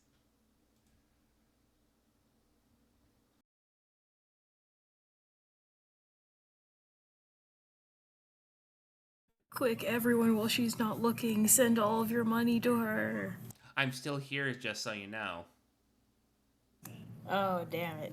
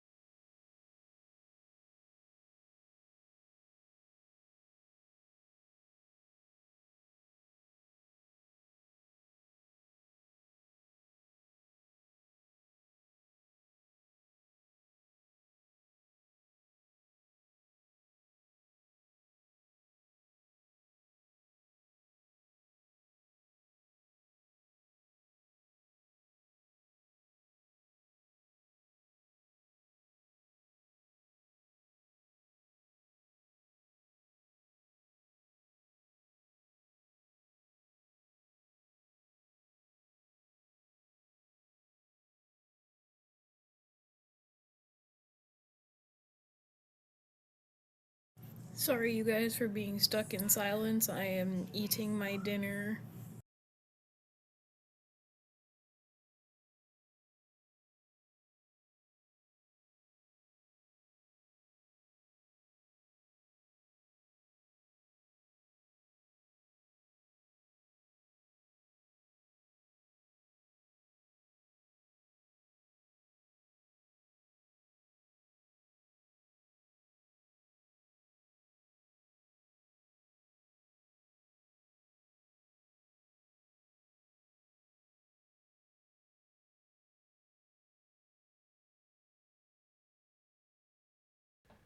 All right, I is back. I is back. All right, Kay. Have a good night. I hope you have a good rest of your night, Kay. But yes, we are back. So we are back, and so I will stop Spotify, and we will get on to Killer Track. This episode has my favorite Nightmare Time song. Okay.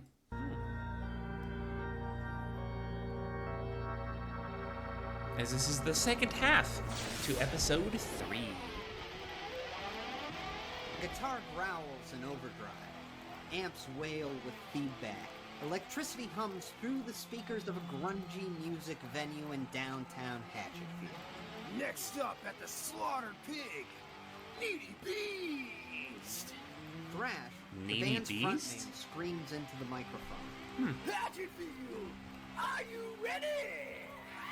A crowd of pierced and tattooed metalheads thunder back. I almost missed the stream. No, you're good, Eliana. You're so good. But hi, how are you? You just got to the rock and roll part. Splash and Needy Beast plays. It's their also my set. fault. Wait, hold After on. the show, the band. It's also my my fault for not like giving everybody enough time because I was running late.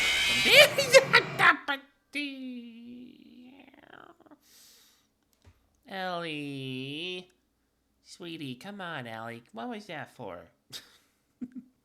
But thank you for the jump scare, I guess. But yeah, I was running a little bit behind from D&D.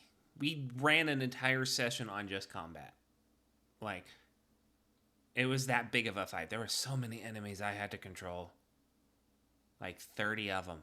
And there was 6 players. So you know how long, like, for those who play D&D, you know how long that fight is. I finally had the points. I couldn't do it for 2 streams. Oh, I'm sorry, Eliana, that it took so long. Okay, so here's the deal. I'll stream for Eliana, but whenever radio comes in, I will stop the stream so that they can't get their time. So they can break the streak. How's that? Does that work? Okay. I mean, yeah, Kat, you didn't see it earlier, but radio has an 80 stream streak right now. That is how many streams of mine in a row they have watched. At least 5 minutes of. I'm waiting on my Domino's. Ooh, what'd you get from Domino's? Oh, hi, radio. Hi. How you doing? Sides, how could you say that before? How could you say that you wanted to break a radio streak?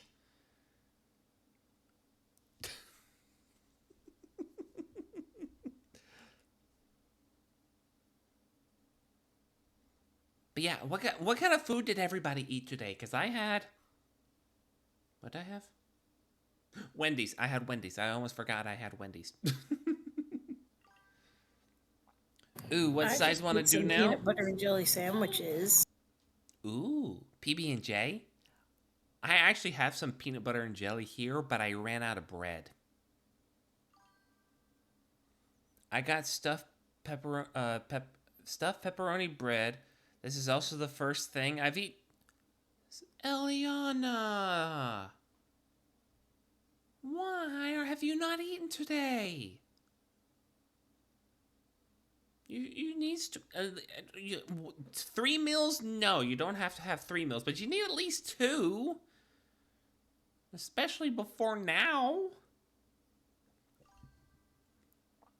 Also, there's this new guy who keeps calling me Little Prince. Ooh. Oh? Who's calling you Little Princess? I'm making notes of who's on set. Not a nice Okay, list. but like, when you say new guy, like, are we talking about new guy around your age or new guy like older than you? Yeah. Yeah. That's also another thing. Like how radio has said, like, is it a guy that you like that's calling you a little princess, or is it some creepazoid who's saying it? Like some 41-year-old who collects toys. Like Sherman. Because one of them I'm happy for and I'll gush with you. The other one, I'll stab him in the eye. A new guy I met who is 2 months older than me, and I know him for like 2 months.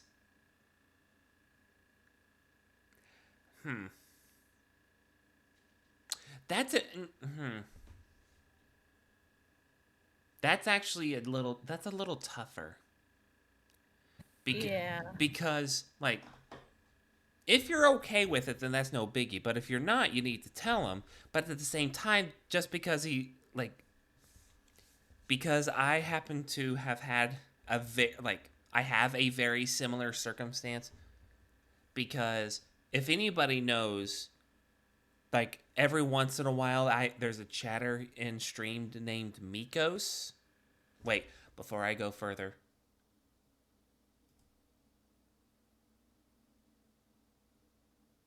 Okay, I do not see Mikos in stream. All right. So, when I first came out as trans, there's this guy named Mikos who is also trans. And, like, we met in an SMP. We got to hanging out. He kept on calling me his princess. I kind of fell hard for him. Not gonna lie, I did. But then whenever, like, I actually eventually did confess to him, he said that was just how he showed. He used it as a term of endearment toward me. He didn't see me that way. Oh, hon. Yeah. To be honest, when I met him though, I thought he was gay.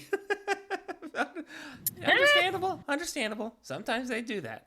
Sometimes they do give that impression. But I mean, it's fine. We stay good friends, and I always call him my prince too. But honestly, all the most attractive men always look at least a little gay. True, very true.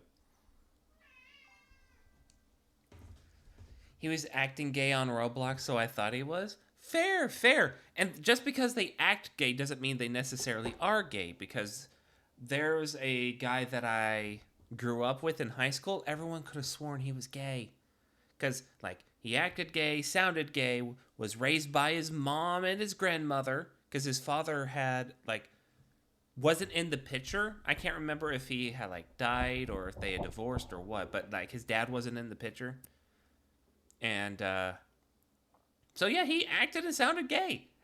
He married a woman. So, yeah. Sometimes it just do be like that.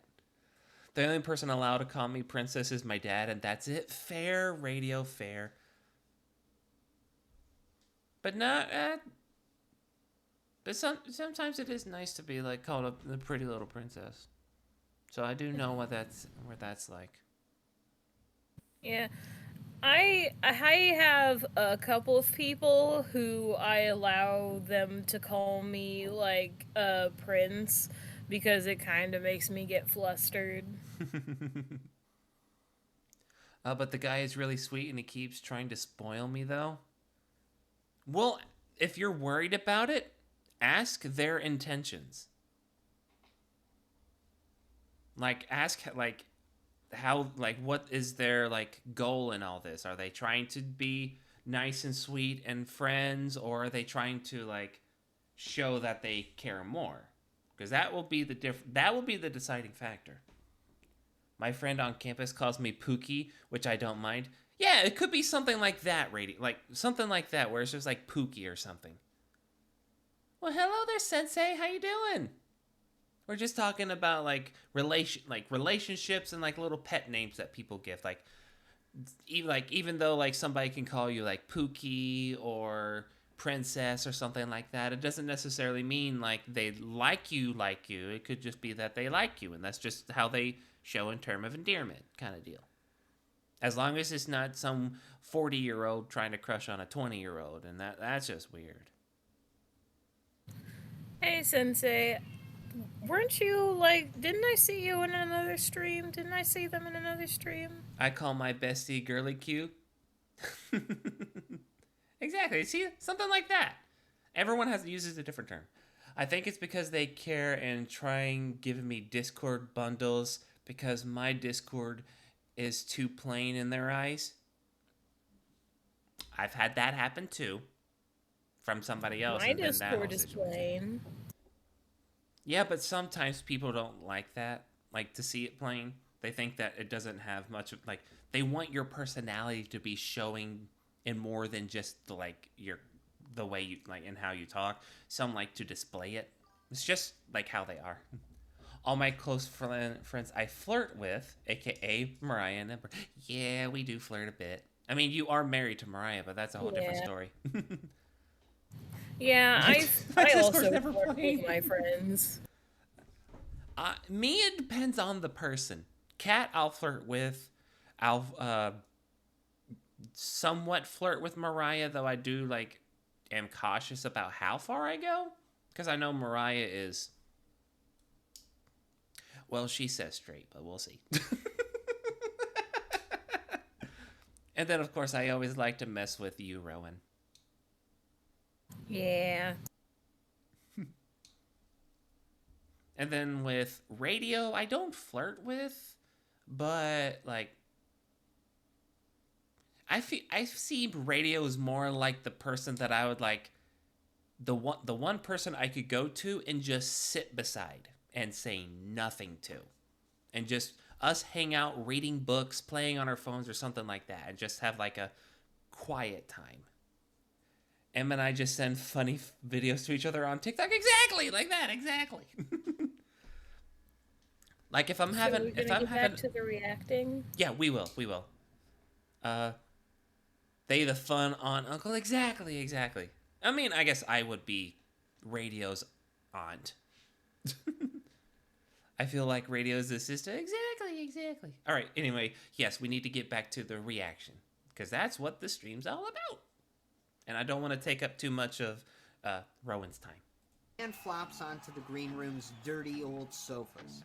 We're the kind of friends where awkward silence is not existent. Exactly. You're so rocked. It was shit. Come here. He grabs her, and they suck each other's faces. In the doorway, a lanky figure takes a drag from a cigarette. I'm afraid I have to agree with you.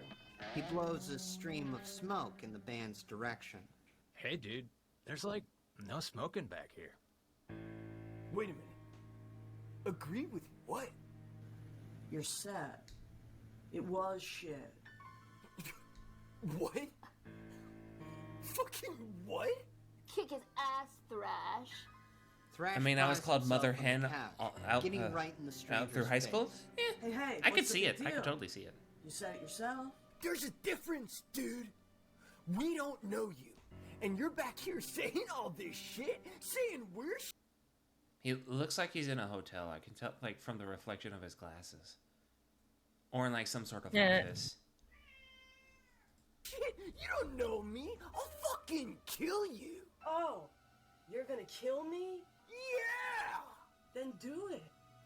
Just do it. I will. I don't care. Then do it. Don't say shit you don't mean. You think I'm afraid to die? Do ya? I said your set was shit.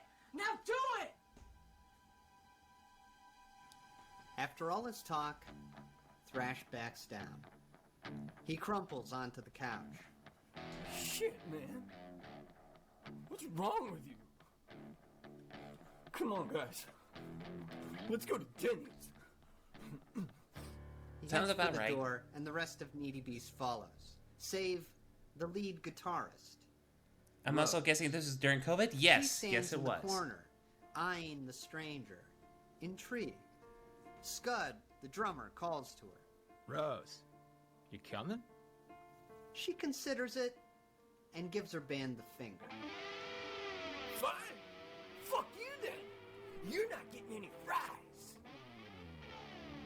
They stumble out, leaving Rose with the lanky stranger, Kale. His skinny jeans are ripped to shreds, his hair's a mess, he looks like he hasn't slept in weeks. Just Rose's type. Hey. Hey. What's your name? Why do you care? I don't. Rose. Short for Rosary. So, Rosary, you want to hear some real hardcore shit? Later that night, Rose sits in the passenger seat of Kale's van. He's plugging a cord into his phone, hooking it up to the car's speakers. He pulls up an audio file. It's called The Killer Track. Yeah, isn't that off the False Lashes new EP? The False Lashes, are you serious? No, nobody knows who wrote it. No one knows where it came from. All anybody knows is that you listen to it and a week later, you die. Well, that explains why no one knows who wrote it. Seems like a shitty way to grow your fan base. Is this a fucking joke to you? This song has killed before and it'll kill again. They say it gets in your head, haunts you, breaks you, and then it takes you. For real? That's what it said on Reddit. What a stupid gimmick to get people to listen to your crappy single. Hey! Look, if you're scared, get out of the car. Go listen to some weak-ass shit like the False Lashes. I'm not scared. Yeah? Prove it. He holds up his phone, readies his thumb. Rose lets go of the car door handle. She leans back, and Kale presses play on the killer track. A week later, an old station wagon pulls into the driveway of a cookie-cutter suburban home. Oh, we don't get to hear it. The bell rings, and Rose's father, Russ, opens the door. Hiya, Duke. Thanks for coming. Social worker Douglas Keene, a.k.a. Duke, Hey, steps Duke! inside. Hydrate, you bastard! Hydrate! Ooh, thank you, Radio, for the hydrate. I don't know, First one Duke. of the night, I don't know surprisingly. what to think anymore. I know. Rose's mother, Beth, chimes in. It's those friends of hers. They're on drugs, and they made her take the drugs, too. Duke does his best to tune out Beth and Russ as they lead him down the hall to Rose's room. $12,000, Duke.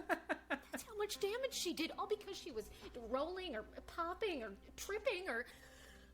It's not drugs, Beth.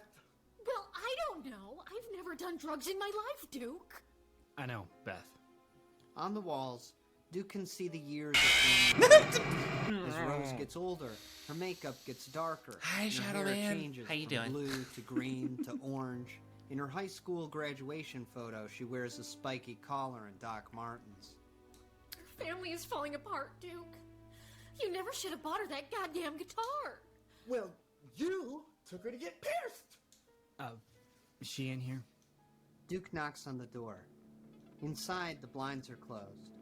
Rose sits curled on her bed, holding a pillow over her ears. Oh, I Amidst caught her piles of off- dirty clothes. Caught the her stereo lacking? lace Yes, you broken on did. the You did floor. catch me lacking. Duke closes the door on Russ and Beth, who continue to argue. Wow. They're a pain in the ass. He looks at the band posters covering the walls. He points to one he recognizes. Hey, the False Lashes. I'm a classic rock guy myself. Hey, Rose, I'm Duke. Hey, welcome in, Shadow Man. Help where I can. I heard about your incident at Guitar Zone. You smashed a few speakers, a drum set, a couple guitars. Just because Pete Townsend did it doesn't mean we all can. Your parents tell me that you've been isolating yourself. You're not sleeping, eating. You want to talk about what's going on? No. Well, you mind if I just hang out for a while then? How are you? I'm good. Doing good. Just listening to some StarKid. You'd scream me for drugs or throw me in a padded cell, and that's not how I want to spend my last night on Earth. And I don't need help or a hotline or anything, because nothing can stop it. Stop what?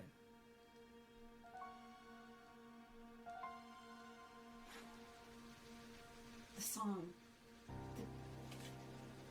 The killer track. Everything he said would happen, happened. I started hearing it everywhere, on the radio, the TV, from the goddamn speakers at Guitar Zone. I just wanted to make it stop. But it won't. And it's been a week. And so at 11:30 tonight, I'm worm food. So there. The song's gonna kill me. Think I'm high? No. Just crazy then. See, I knew you wouldn't believe me. So if you wouldn't mind... His audio is crystal clear during this. Yeah. Duke, fuck off! Killer song. That is unbelievable. But I've been doing some digging. Look at this. From his bag, Duke retrieves a folder. He opens it and spreads the contents on the desk by Rose's bed. Newspaper clippings, police reports, hospital records. 5 young adults. I'm just here to scare. I want to stay, but I can't have any curses come from anyone. Well, I mean, I try to not curse as much when I jump. You can scare if you need to, because scaring is caring. At least it is according to Monsters, Inc. Aged 18 to 24, all in perfectly good health. They died 16 days ago. At the exact same time. They were in different places, doing different things. Like from you or the audio? Just stopped. Okay. A week prior, they had all attended a party where they claimed to have heard a song. A song that haunted them. And that's just one case. There are over 30 deaths here. And that's what I can find. Is it unbelievable? Yes. Yay, nice. But this is Hatchetfield. Rose, sometimes unbelievable things I'll come back when I can. happen here, and when they Alrighty. do, I call up a friend of mine. She's Have a good time, specialist. Shadow Man. And if you come with me, I believe she can help you. Night falls. Duke's station wagon pulls into the parking lot of Miss Retro's Throwback Diner. The neon sign blazes hot pink. The place is packed with 80s memorabilia. Pop tunes ooze from a jukebox in the corner. The bell dings as the owner slides a plate of fries out from the kitchen. Ooh, fries. Order up. Miss Holloway spots Duke and Rose as they walk in. She smiles. Hiya, Duke. Hey, darling. She pushes through the swinging saloon door to the back, wiping her hands on the apron of her electric blue uniform. Let me guess. You're Rose. Love the makeup. Real spooky. I just got a close up. You want some pie? Rose watches this chipper woman pull 2 pieces of pie from a rotating display. Her hair is huge, her earrings dangle. Great. My life is in the hands of Barbie. Later, Miss Holloway locks the door and dims the lights.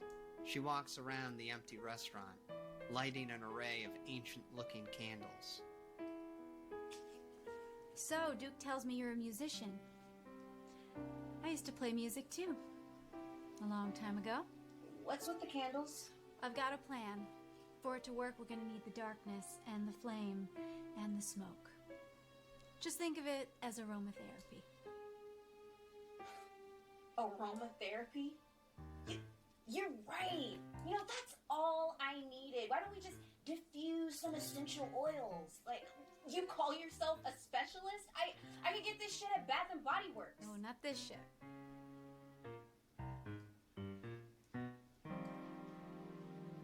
I knew this was a waste of time. Rose, you're gonna have to trust Miss Holloway. I don't have to do anything. I'm out of here. Rose, relax and eat your pie. Make me. All right. Suddenly, Rose loses control of her limbs. Miss Holloway raises a brow, and Rose's legs march back to the booth. What? She sits. Her arms lift on their own accord. They reach for the fork and knife placed in front of her. What the shit? Miss Holloway nods, and Rose shovels a fork full of pie into her mouth. She swallows. Miss Holloway smiles. It's good, right? And releases her.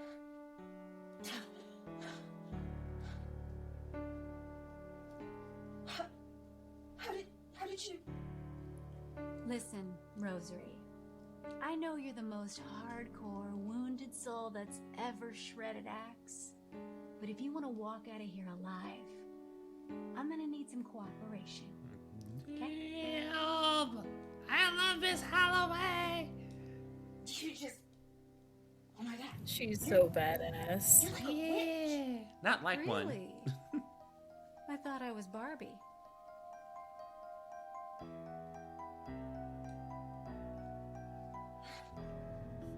Baddie! I know Candles she's a burn. baddie! A sweet mist fills the diner. She's a baddie! Miss Holloway lays a series of artifacts on the table. A strange carving, a gold puzzle box, a glass with a spiderweb inside. Rose watches, enamored. I got super into Wicca my sophomore year. Tarot cards and shit. I have a crystal collection. Well, had. I sold it. Do you have crystals? No. Thrash said he sold his soul to Satan so our band could get rich and famous. You know, like the Stones did. Did you do that? Do what?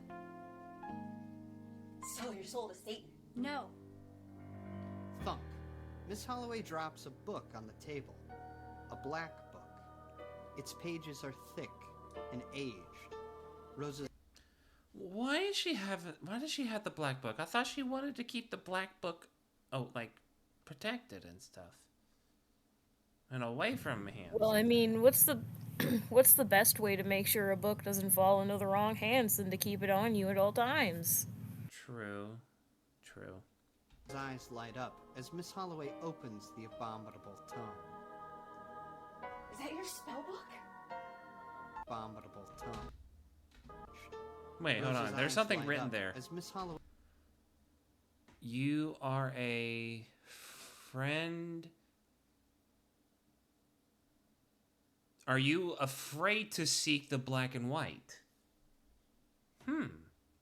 Way opens the abominable tome. Is that your spell book? She reaches for it. And I Miss think Holloway you read slaps that her. wrong. Okay, what does it say? Well, what I read was, you are a fool to seek the black and white. As Miss Holloway opens... Oh, yeah, you're right. I see it. Yeah, you are a fool. Okay, I can see it now. My bread is almost gone. No! Get the bread back. Get the bread back. Tome. Is that your spell book? She reaches for it. Miss Holloway slaps her hand. Rose watches the pages flip by. She sees I'm eating it depictions though. of rituals, Yeah, true. tangled diagrams, a family tree of eldritch horrors. Is this black book referring to things that's already like we've already learned about? Like there was Things that that book, it... like that's come up in other instances around the black book. Oh, definitely, absolutely. Okay, I won't reveal too much for the chatters, so that they can, if you want to, go back and watch it on my YouTube, or watch it on YouTube yourself. On a page displaying the spell she needs. Beside The it Tinkerer. is the picture of an awful monster with horns and hooves and a head like a goat. Now that's an album cover. It's fucking metal.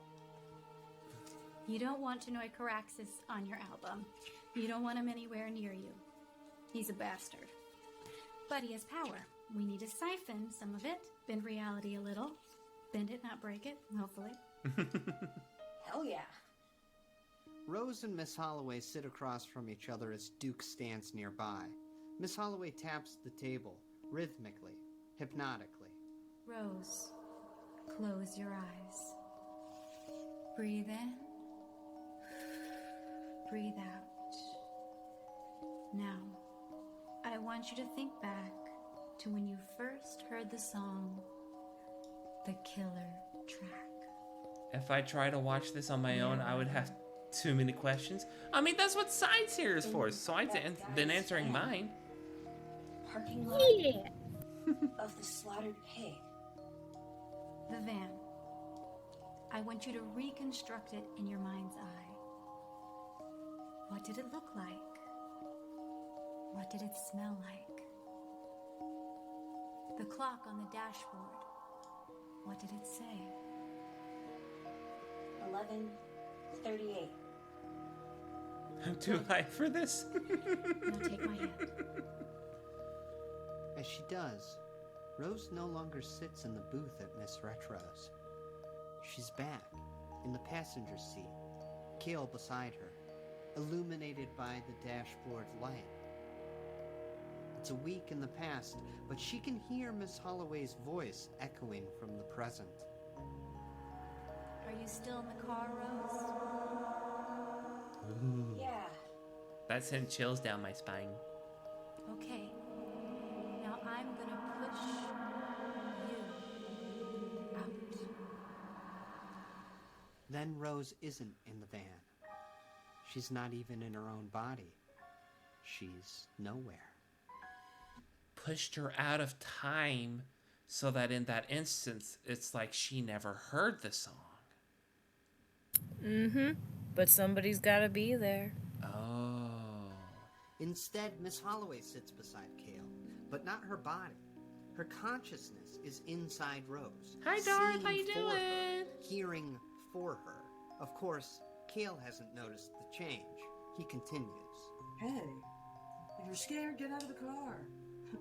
Go listen to some weak-ass shit like the false lashes. In Rose's body, I'm Miss good, Holloway I'm crinkles good. her nose. Ugh, what's that smell? Oh God, is that you? What are you talking about? Smell. Hey, come on, don't give me shit after I took your ass to the Bell. By her seat, Miss Holloway finds a bag of half-eaten Taco Bell. She lifts it and shakes her head. Rose. We didn't hook up, did we? No. You wanna? She drops the bag and wipes her hand on Rose's shirt. Look, I can't change things too much here. Can you just play this song so I can leave? Yeah, Taco Fine. Bell. I'm not gonna give two shits when you die. Kale's phone lights up. He readies his thumb and hits play on the killer track.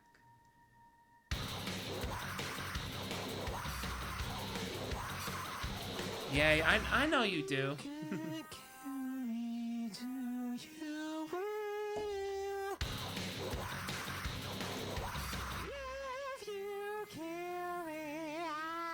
Is this the song you like, Sides? No. Okay, good. Oh, way to go, Dara! The 3-stream streak! Nice! Congrats!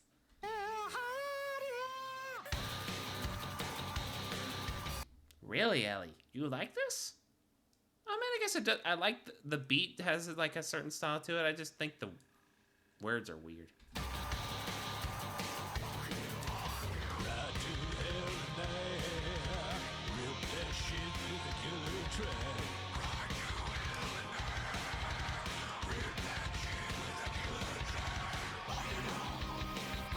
I'm just glad I had the lights on.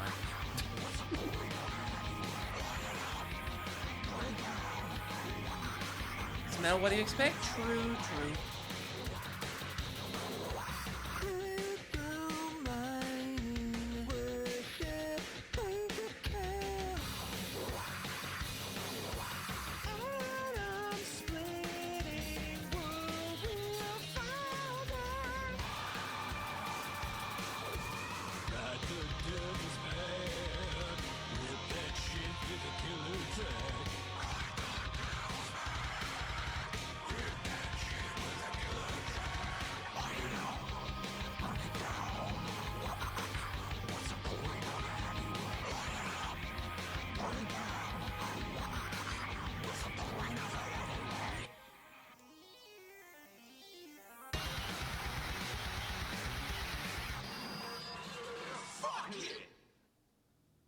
As the song ends, Rose is ripped back from nowhere, back into the present, back into her body.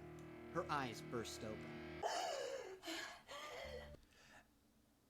That was a thing. Good luck, everybody. You're all gonna die in a week. No, we're not. Because if that was the case, you would not be here listening or showing it to us, which means we wouldn't have heard it in the first place. So therefore, the fact that you are here with us listening to it here, that means that it only works in Hatchetfield. It doesn't work here in the internet. Yeah. That was a song that exists? Probably figured. Probably. I mean, it's all over the internet, so I guess it does exist now. Again, she sits at the booth across from Miss Holloway. Breathe, Rose. Just breathe. What's happening? You're in Miss Retro's, remember? Duke brought you here. Rose looks around. She sees the candles burning, Duke nearby. Slowly, the situation returns to her. Right. Because I was hearing this song. She stops, thinks. She tries to recall what the killer track even sounded like. She can't. This song, why can't I remember it? Because you never heard it. But if I never heard it, then why have I been freaking out for a week? Why did I break all that stuff at Guitar Zone? Why am I here? Rose, stop. It's just a teeny tiny paradox. They happen all the time. The more you think about it, the less sense it's gonna make. You want another piece of pie? Okay. Miss Holloway heads to grab a plate from the kitchen. Rose sits up, calling after her. So, that's it then? If I never heard the song, it's not hunting me. I'm safe? Yes. You're safe. But what about Miss Holloway? You broke the curse. No. Not at all. I took the curse. What? Miss Holloway slides the pie in front of Rose. She closes the black book and starts blowing out candles. I messed with time a little bit. I put myself into your body when the song was played, which means I heard it. Not you. Cool, right? Duke rises, a look of concern washing over him. Wait, if you heard the killer track, then that would mean... Yes, Duke. At 11:38, it's coming to kill me.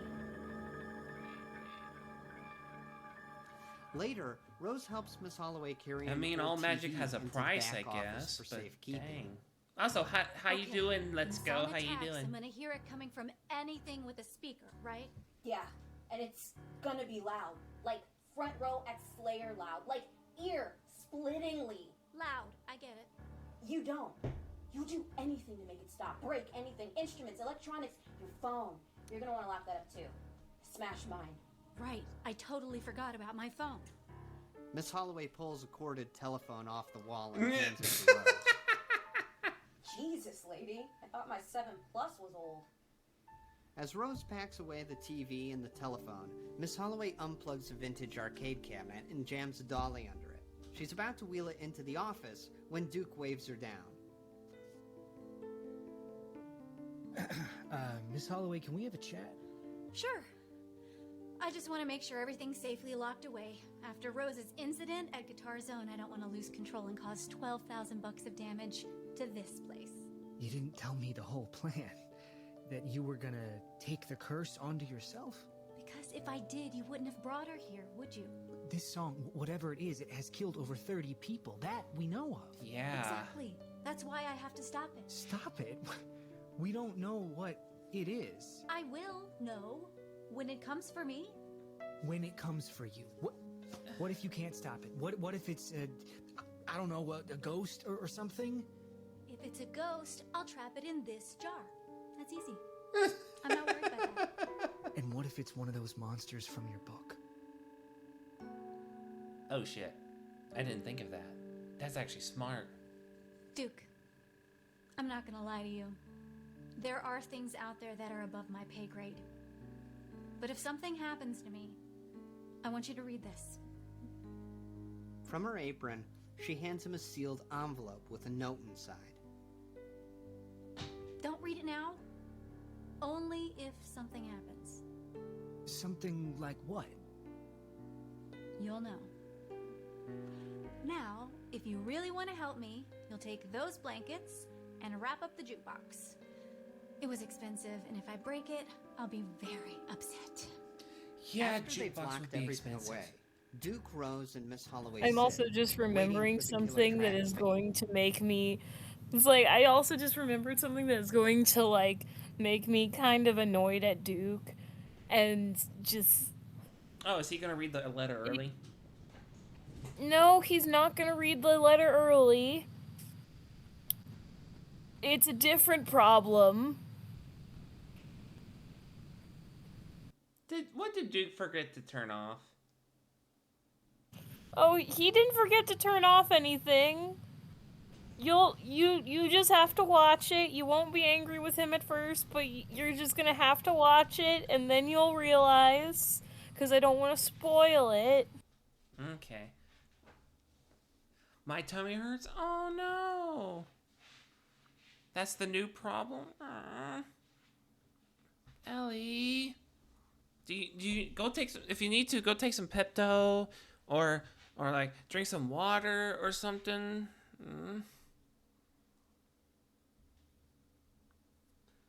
Make its move. The hot pink glow from the neon sign outside streams through the darkened diner. Pitter-pat, pitter-pat. Pepto-Bismol. You know, upset stomach, diarrhea. Hey, Pepto-Bismol. I got ice cream. Ooh, what flavor? Raindrops gently beat the windows. Duke's knee bounces nervously. He checks his watch. 11:35. 3 minutes. Anything yet? Vanilla. No, not yet. Okay, well, we got 3 minutes, so. I know. So how's this gonna work? Is the song gonna come right on the dot? Before? After? You know, what's the ETA? Duke. Clearly none of us know. All the people who do know are dead. Well, I know this thing's sadistic. When it comes, it won't be what you expect. They sit. Silence. Duke checks his watch again. He looks around. Well, we locked up anything, that can make music. At least you don't have to worry about smashing something that you care about. As Duke speaks, his voice is replaced by the hellishly loud opening riff of the killer track. Miss Holloway drops to her knees as the song blares. She grabs her ears, desperately trying to block out the noise. Duke rushes to her side. Miss Holloway! It's here! It's here! Oh God, make it stop! But while the killer track thunders and thumps in Miss Holloway's head, Duke and Rose can't hear it at all. I don't hear anything! What do we do? What do we do? Why are you asking me? Miss Holloway flails, the song slamming her eardrums, pounding them, destroying them. It's agonizing, maddening. She looks up at Duke through tears and bloodshot eyes. She realizes where the sound is coming from.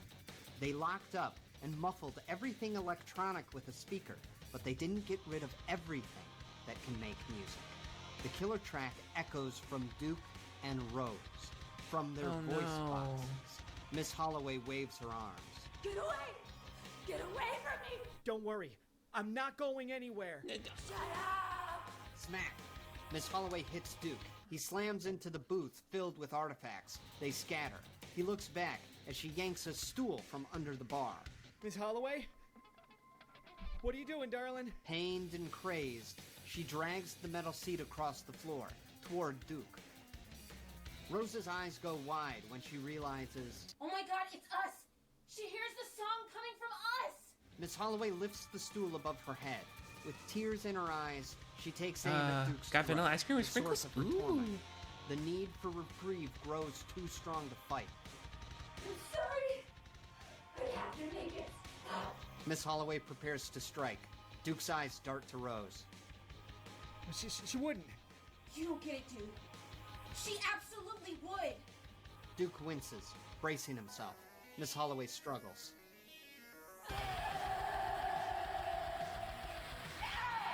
With every ounce of her willpower, Miss Holloway flings the heavy metal stool away from Duke. Smash! It crashes into the jukebox, busting through the padding. Oh, it explodes in no. a spray of electric sparks. The killer track booms in Miss Holloway's mind. Her head's about to split. She plugs her ears, squeezes her eyes shut. Then the song goes in for the kill. It fills Miss Holloway, takes hold of her heart.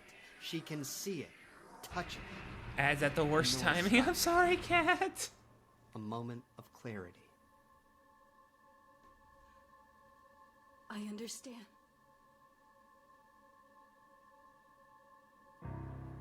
Then, Miss Holloway's eyes go blank. She falls to the floor. Dead. Rose breathes heavily. All right, I'll actually back it up to this point. Hold of her heart. Then the song goes in for the kill.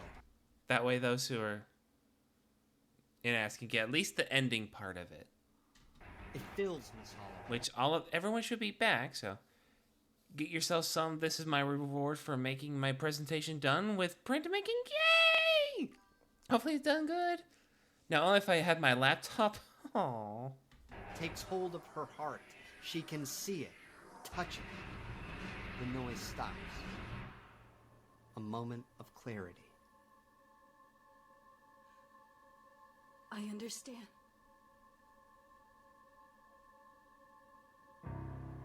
Then, Miss Holloway's eyes go blank.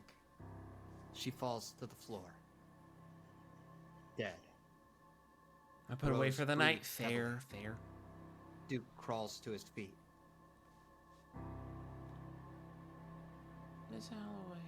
He runs to her, holds her, Miss Holloway? feels her go cold. Miss Holloway?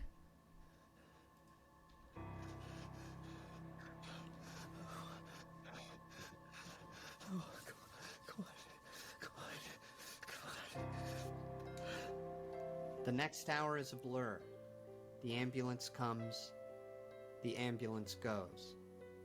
Miss Holloway's body goes with it. The clouds clear, and the moon hangs high in the summer night. The old station wagon parks outside Rose's house. Duke and Rose sit in silence for a moment. Well, here we are. Miss Holloway. Tell your parents I said hi. Rose reaches for the door handle, then stops herself. She breathes, searching for the words. Duke,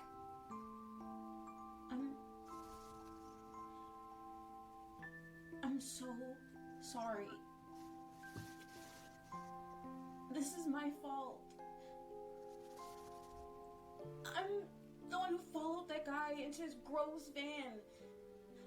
I listened to that stupid song.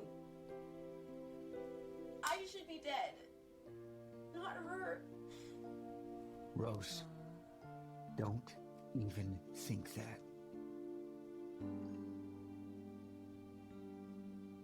You didn't know Miss Holloway like I did. You dying tonight was never an option for her.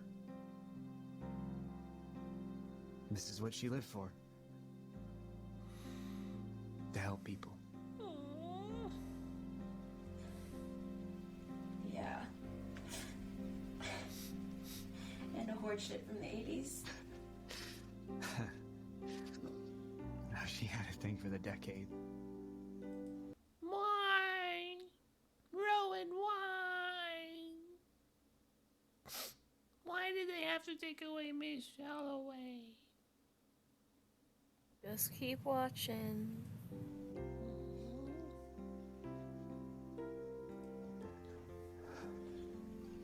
You were in love with her,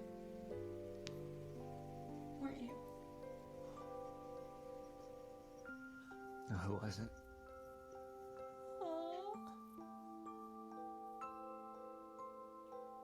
Duke gets home after dropping Rose off.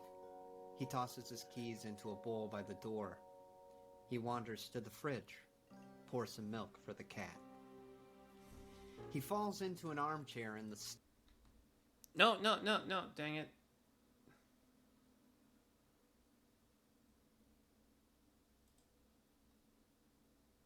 I hit the wrong button. Alive.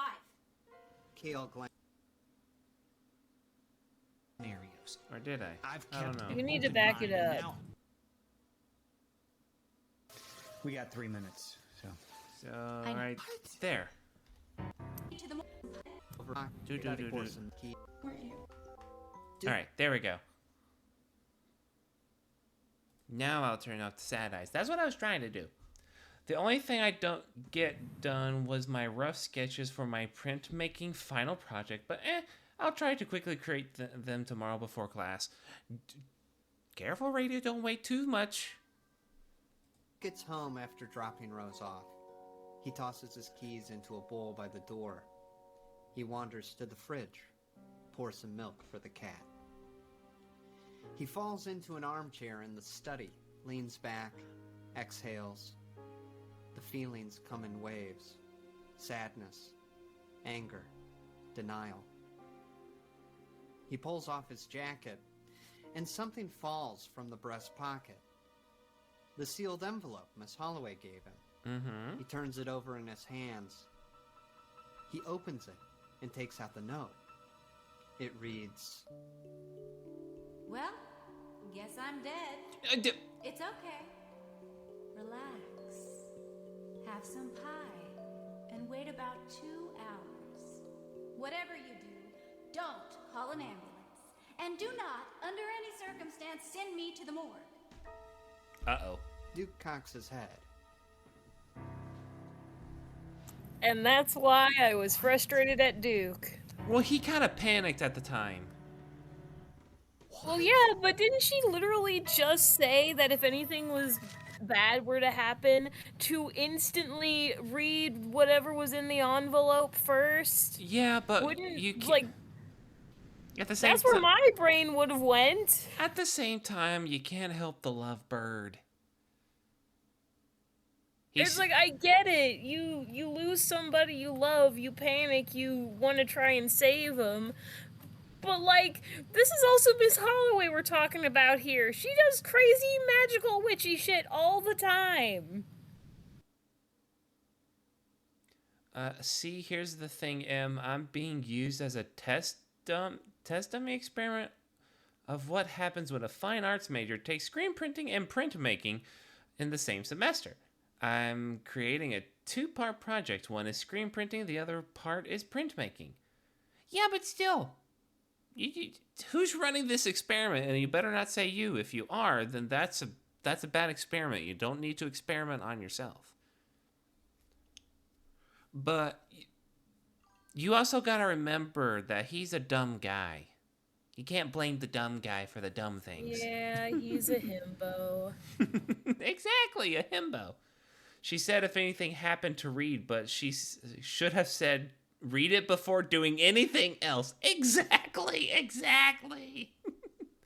Well, I'm gonna head to bed. All right, Eliana, have a good night's rest. What up, member? Hi, Vintage. How you doing? My professors, actually. Radio, did you agree to it, or are they just doing it because you have the 2 teachers for different classes? Because that's just school. If you have 2 projects. Yeah, go get your girl from the morgue. Thank you for the daily flame, Vintage. They suggested it. I agreed to it. Oh, What a okay. shame. Damn shame. I loved Miss Retros. I went in there every Sunday. I was in love with her. Yeah, you and everybody. Ding. They step onto the elevator, and the door is closed behind them. When they're gone, Duke emerges from his hiding spot in a darkened hallway. He checks to make sure no one's around. That's so funny with the music playing right now. Miss Holloway's body lies on a metal slab beneath a white sheet. We Duke still swallows, on the reaches quarantine for the shows, I see. covers, Yes, and we folds it are down. close to the end, Miss though. Holloway We're is still about and pale and lifeless. 25 minutes Duke left of starts this one. questioning himself. What am I doing here? I must be out of my mind. He's about to. It's a good way to find out what happens and to tell future students that want to take both in the same semester they could possibly face. Oh. I'm invested in this one? Yeah, this one's kind of cool. I really like it. Pull the sheet back over Miss Holloway's face when her eyes burst open. Miss Holloway bolts up, gasping for air. Duke falls backwards. Clang. He knocks over a tray of operating tools. Color returns to Miss Holloway's cheeks and her blood starts pumping. She catches her breath and looks around. Duke, what did my note say? I'm a crazy cookie. That's what can I say? True. What can you say? And now the whole town knows that. StarKid had to do their shows over Zoom because of COVID for a bit. That is true, Vintage. That is true. This is Nightmare Time 2, Episode 3, and we're on the killer track part. This is great. Just great. Could my instructions have been any clearer? Miss Holloway hops off the table. She grabs a lab coat and pulls it on. How? Duke stares in disbelief as Miss Holloway plucks a hair from her head. She lays it onto the metal slab and rubs her hands together. She holds them over the white sheet and closes her eyes.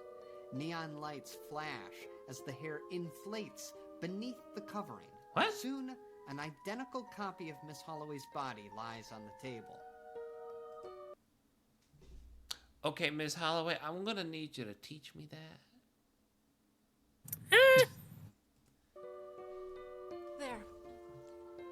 That should last long enough for them to bury it. Let's get out of here. Duke's eyes lock on the lifeless decoy as the real Miss Holloway grabs his arm and pulls him from the morgue. Back at Miss Retro's throwback diner, the place is in shambles. In the pre-dawn light, Miss Holloway looks down at the pieces of her shattered jukebox. Look what it made me do. It just had to be the jukebox. Now it's personal. She starts for the kitchen, turning back to Duke. I'm gonna make some eggs. You want anything? Yes. The truth? I do want something. Okay, hotcakes? No, not hotcakes. I want the truth. I want to know what the hell happened tonight. I saw you die. I saw EMTs cart you off in a body bag, and now Here you are. Duke, you've seen me do magic before. I've seen you hypnotize people before. I've seen you help kids with nightmares. This is different. Hydrate, you bastard! Hydrate! Thank you, Radio, for the hydrate. All the other stuff could have had a rational explanation, but now you've seen something that's truly undeniable. Hell yeah, I did. And it's scary. Yeah, it is. Took me a while to get used to it, too. There's no getting used to this. Now, Miss Holloway, I have followed you into some zany scenarios. I've kept an open mind, and now I want answers. I think Hey, I'm Panda Girl. Absolutely. I want to know who you are. Really. I want to know where you got this black book. I want to know how you can do the things that you do. Yeah, that's Axel. Okay. It's a long story. I'm all ears. Where do I begin? I guess it all started when I first came to Hatchetfield back in...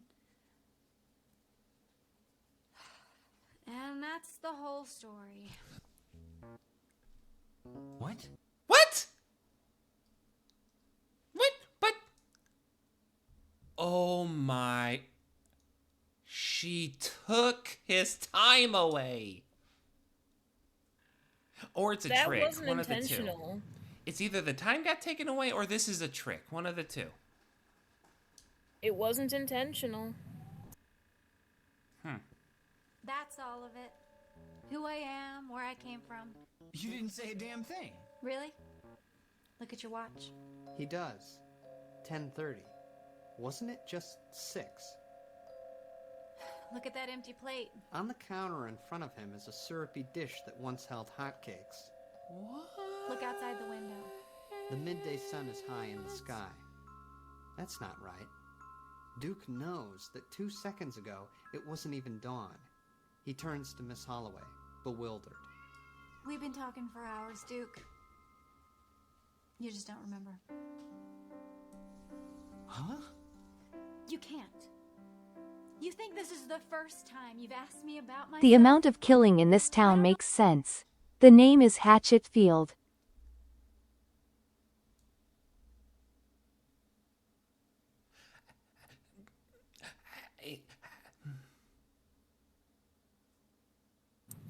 Ember, if you're talking, I can't hear you. No, I was trying to form words. It wouldn't come out.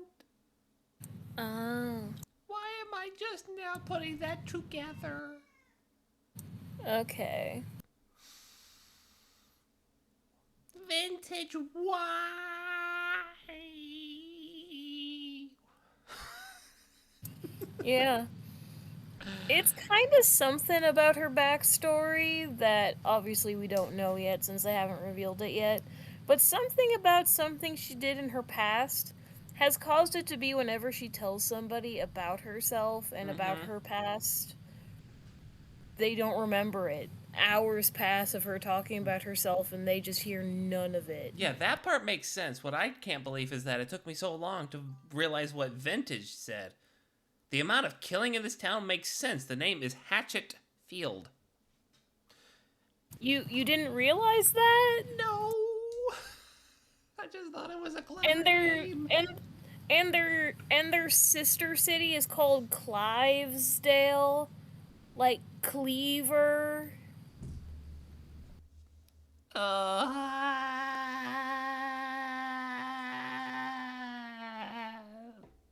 No, I didn't realize.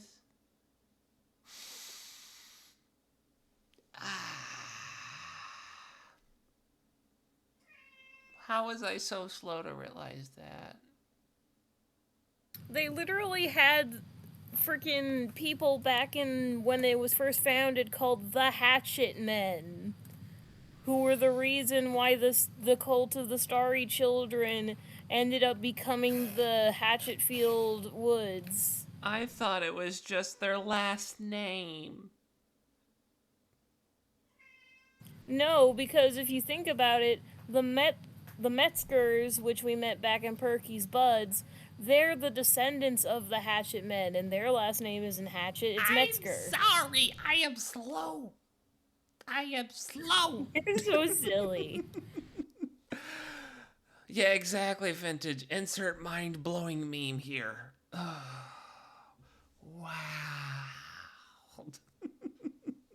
Just surprise Pikachu face. Yeah, exactly. 100%. How many times I've told you? You never remember, and you never will.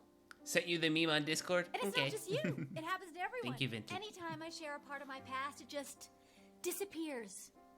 That time, those memories, they're plucked right from your life, like they never happened. Because that was the deal. What deal? You The are. one I told you about an hour ago. There's no point in explaining, you just won't remember. You have to realize how frustrating this is for me. She takes his plate and heads to toss it in the sink. No, Miss Holloway, this is impossible. Agreed. Moving on. I figured out what the song is. What song? The killer track. Keep up, Duke. When it killed me, we made contact. I touched it. For a brief instant, I understood it. It's not a curse or a ghost. It's alive. A being of sound and energy. And like any predator, it wants to hunt. It wants to be heard by as many people as possible. I know where it's... Why are people deep frying almost every kind of food these days? Because deep fried Oreos are good. Enough said. headed next. Think, Duke. Where in the very near future is there going to be a large gathering? A street fair with food and music? Oh no, the Honey Festival. Oh my God. The Honey Festival. What? Darth! Days later, the night of the Hatchetfield Honey Festival arrives. Yeah, deep fried Oreos, they're so good. You take an Oreo and you dip it in the batter, and then you make sure it gets all covered and stuff, and then you put it in like a deep fryer with oil. Oh, they were so good. When I was in college, like the first year I was in the fraternity and stuff, that was actually one of the things we did. We in order to help raise funds and stuff, we were at one of the football games and we deep fried Oreos. It was so good. You were in a frat house in college? Yepers.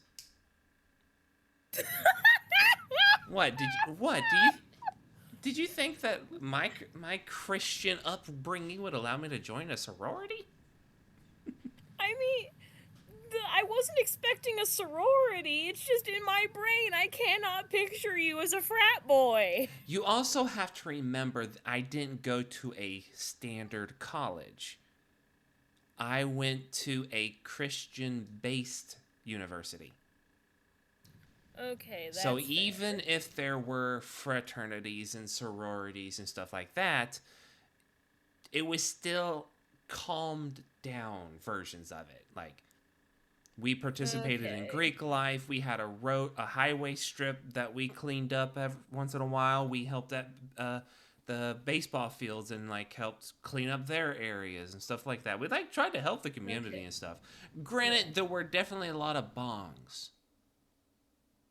That was still a thing, but we had those off campus in the frat house, which technically wasn't a frat house because we weren't allowed to have a frat house. It just so happened to be that one of the alumni members of the fraternity owned a house that most of the brothers stayed at and rented. Okay, so instead of it being like a classic frat house full of party boys who like to get drunk and bang women, it was instead a Christian frat house filled with choir boys and people who wanted to help the community. Exactly. Who got drunk and wanted to bang women. I'm not admitting that. I had my first beer when I was there, and I was only I know, go ahead, go. Oh my gosh, you were that old when you had your first one? Yes, I was 20 when I had my first alcohol. Thank you guys for the headbands. Thank you, Darth, for the headbands. I would tell you when I had my first alcohol, but I feel like you'd be mad at me. Not really, because my ex-wife had her first first alcoholic drink pretty young too. Yeah, I think it was like, it would have been like just post COVID, or when things were finally starting to loosen up. Mm-hmm. So I would have been maybe 14 at the time ish. Oh no, Vintage, did you not know I'm actually recently divorced? Oh, don't drink alcohol due to medication to take. Fair. How much Ember Lore did I miss? Okay, so, quick rundown. I've been trans for a year. I live in Tennessee. I'm wanting to move out. I've started taking hormones 10 months ago, injections a month ago, got divorced back in December, so like 4 or 5 months ago. I have 2 cats, 2 wonderful boys. Wait, you got divorced back in December? Yep. Like we were planning on, like, we were having issues for a while. We attempted to like separate, so it, like, as recommendation from her therapist last year, like February 2025. We did it for a couple of weeks, realized that there was like no point in continuing our marriage, and then went through like legal stuff, and eventually like everything got finalized in ironically around Thanksgiving, because I happened to get it in the mail because I was already living here in the apartment during October. It's like, I have to have been at least following you since around December. Yep, I think so. But yeah, Like, I was married. I actually got married back in see, if I'd graduated college in 2015, she graduated in 16, and we got married in 2017, if I remember correctly. It was like you got married the year I turned 10. Yeah, it was 8 years of marriage before it finally dissolved. Oh, not long after met you get crazy. Exactly. Actually, yes. Very much so, Kat. Like, wow, no way. Yeah, like I had a during my whole like divorce process and me beginning hormones, I also had a falling out with my previous friend group. And yeah, whenever I was like trying to pick things back up, Brando invited me to join Moist SMP. From there, I met Hollow. From Hollow, I met Mariah. Mariah, I met Kat. And then from there, it's just been slowly getting better. How long were you in college?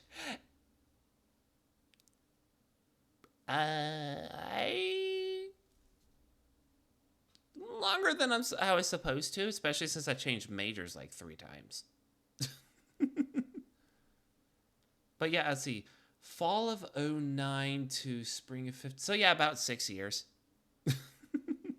Nearly everyone in All right, town anyway, has made let's their way to Main watch the Street Honey for Festival. festivities. Also, They weave in and out. this episode is where all the previous episodes kind of intertwine and meet each other. Mm-hmm. Like, from Honey Queen all the way up to here in Killer Track, they basically are all molding together in this episode. Oh, okay.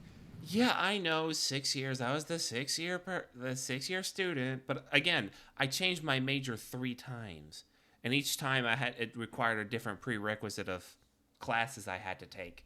And to be fair, on my last semester in college, I didn't have to take I wasn't a full-time student. I was only a part-time because I only had 2 classes left.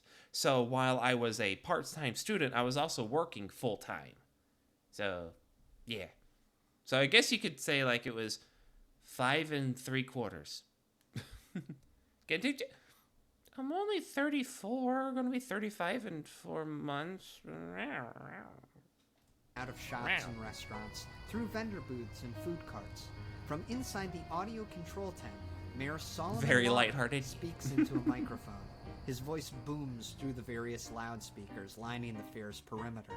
Good evening, Hatchetfield. This is Mayor Solomon Old where? wishing you a very happy honey festival. I'm sticking with my major and haven't changed. Well, to be on that radio, I started out as wanting to go into electrical engineering, and I was starting at the school where I was going to because my mom worked in the library and I got free tuition, but then I was going to have to transfer out. Then, my second year of college, I met a girl, fell in love with head over heels. So I stayed I dropped my major to stay at school there, and wasted a bunch of time and money. She didn't care a lick for me. I met my ex-wife, and then I got just a basic business degree.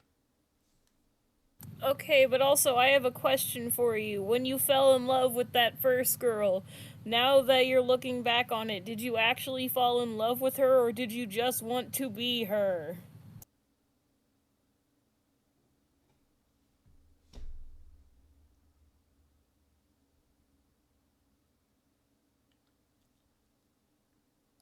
Fuck you.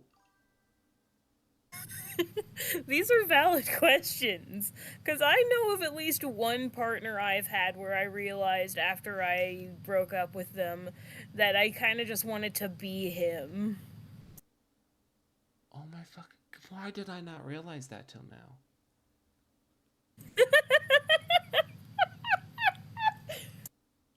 Oh my fucking god. Mind blown. Me with every male I thought I was attracted to. Wow. But yes, I was born in 1991. I am 34. I thought you were like 24? Yeah, no, I'm not. I'm 34. Now you're making him think exactly. Ah. All right, it's already been like 3 hours stream. We need to hurry up. This year's celebration is bigger and better than ever. We have games, music. I'm sorry, and Cat. after a flood of complaints, paddle boats are back by popular demand. Ooh, the paddle boats are back.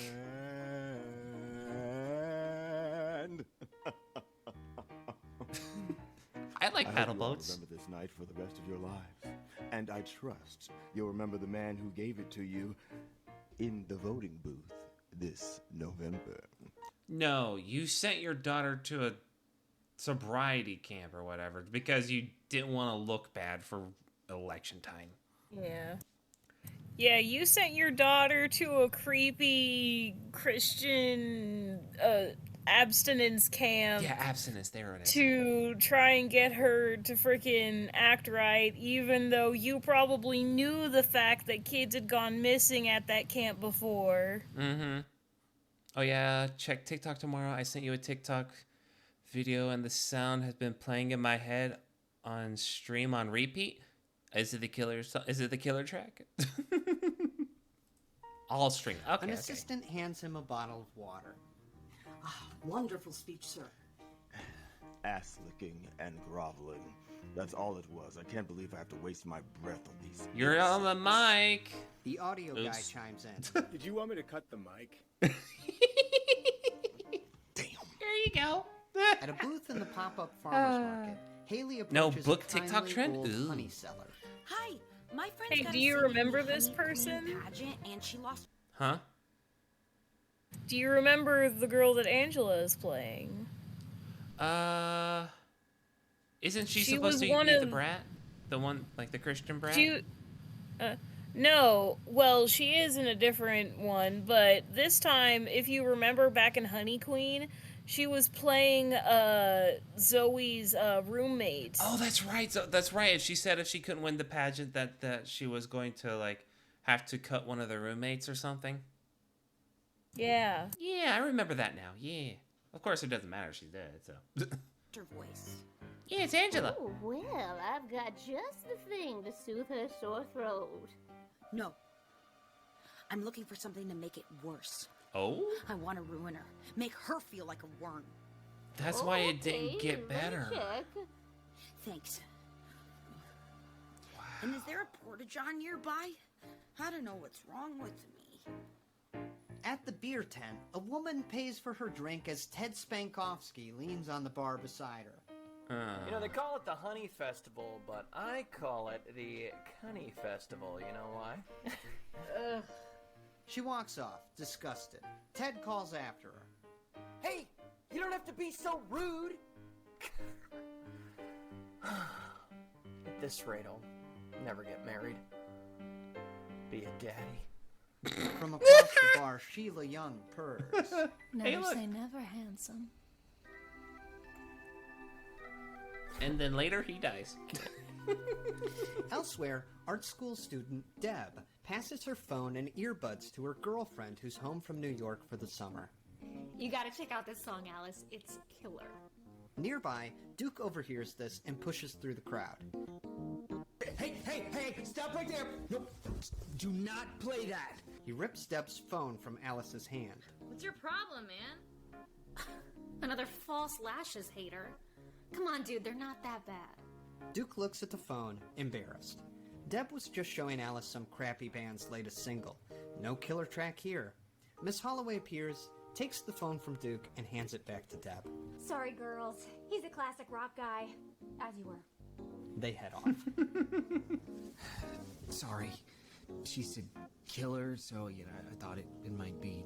Duke, I told you the track's done playing small venues. It wants a bigger stage. At the end of the block, she spots the concert platform, where various musical acts have been and will be performing throughout the night. She has a notion and starts squeezing through the crowd. She calls to Duke. Let's split up. She points to the loudspeakers lining the street. Find whatever those are hooked up to. Duke nods and heads off in search of the audio tent as Miss Holloway makes her way toward the stage. Behind the stage, a technician calls out to a band who nervously await their turn to perform. All right, Beast. You guys are on in 5. Thrash's knees go weak. He crumbles into a folding chair. Shit, man. I feel like I'm gonna shit. His girlfriend, Courtney, runs a hand through his slimy hair. Chill, babe. You're gonna slay. No, if I blow this gig, the band's done. I mean it. Done. That's not gonna happen, Thrash. You sold your soul to the devil. It worked for the Stones. I got a confession to make. You didn't? I was scared. As Thrash panics, Rose tunes her guitar nearby. Scud, the drummer, sees something and nudges her leg. Hey, Rose. Isn't that the guy from the Slaughtered Pig? What? Scud points, and sure enough, there's Kale, hurriedly sneaking around the back of the vendor's booths. He played you that song you were freaking out about, and he's fine. See? Told you it was bullshit. Yeah. He's looking spry. For someone who should be dead. Rose sets down her guitar and heads off to follow Kale. Uh-oh. Where you going?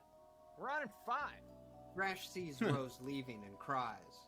Oh, shit! Moments later, Kale stands in the audio control tent, messing with the soundboard. The audio guy lies unconscious in the corner, his head bloody from where Kale hit him. In the entryway, Rose appears. Hey! Why are you still alive? Kale glances back. I could ask the same of you, Rosary. He goes back to his work, hooking a cable into his phone, connecting it to the festival's sound system. You listened to the song the same time I did. What? Don't tell me you've got a witch too? How stupid are you? If the song killed everyone that listened to it, how would it spread? It needs a carrier. That's why it picked me. It wants to be heard. His phone lights up. The killer track selected on his music app. He readies his thumb. Rose's eyes go wide. You're gonna play it. You're gonna kill thousands of people. I don't have a choice. I don't even think that I'm human anymore. I don't know what I am. I know what you are. Okay, you're scared. I know I was. I think you want to stop. I can't. Could you stop me? What? Stop me. Rose. Stop. That's why he was so anxious and wanted the other guy to kill him when he said that he was going to freaking kill him. He wants to stop. Yeah. Oh, wow. I mean, you gotta think about it. He gets to hear that song playing probably all the time, either when he's showing it to someone else, or if the effects of the song still work just without killing him. Yeah. He's probably wanting to die constantly. Yeah, I bet. Also, I don't know what you said because my tail covered your face. See, look at that covering up your face right now. Why? It's big and poofy because it's a red panda tail. Me. Please. He hits play. Rose runs for the phone. No! Thunk. Kale Oh, punches I'm her. back to normal. She hits the ground. Blood trickles from her nose. The Rose kettle struggles to mafia. stand, Exactly. reaching for the phone on the soundboard. Kale grabs her arm and twists it behind her back. He holds her at bay, stopping her from intervening. Outside, the opening riff of the killer track blares on the loudspeakers. The festival attendees cover their ears at the hellish noise. Ugh, what is that? In the crowd, Duke hears the song and freezes. Oh no. On the stage at the end of the street, Miss Holloway furrows her brow. Damn it. Her mind races. She looks around frantically, Based having your trying to 3 come up with a cats plan. as emotes? She spots Well, Rose's guitar and gets an idea. 2 of them, actually. Axel and Miles are with me, but Kamaria is still with her mom. Ironically, all 3 of those emotes were made by my ex-wife. Who also, if you guys don't know, is Chelsea Allen, who is my head moderator. And also my head artist. And who has also designed a lot of my shirts and stuff that I got that has Ember of the Flame on it. Did I also say I got those for free? Yeah, I'm a little spoiled. She runs over, grabs the instrument, and pulls the strap over her shoulder. I hope this works. Hope I'm not too rusty. Because she's also designed both of my PNG tuber models. Okay, we're about to get to my favorite song in all of Nightmare Time. At least the divorce ended amicably. It ended amicably. No, I wouldn't say it was well. But this is your favorite song here? Okay. The rest of Needy Beast stands nearby. Miss Holloway calls to them. Hey, you guys any good? Go! We're loud. Even better. Miss Holloway rushes the stage and Needy Beast follows. From behind the drum set, Scud yells.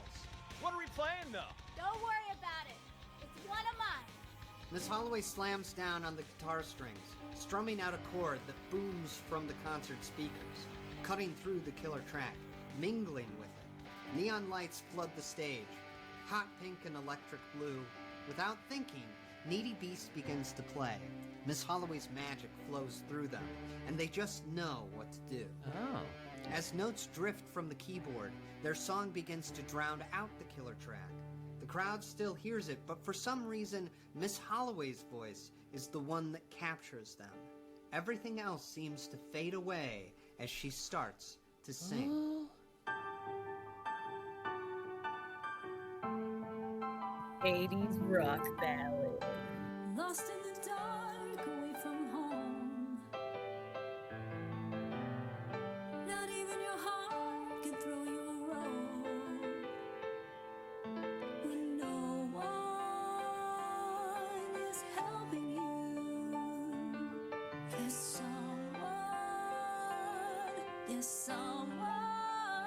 just to run away with me. The lights of hearts are cold. Just to run away with me. You won't feel so alone. I'll carry the torch for us both. Even a hero needs some hope. There's someone deep inside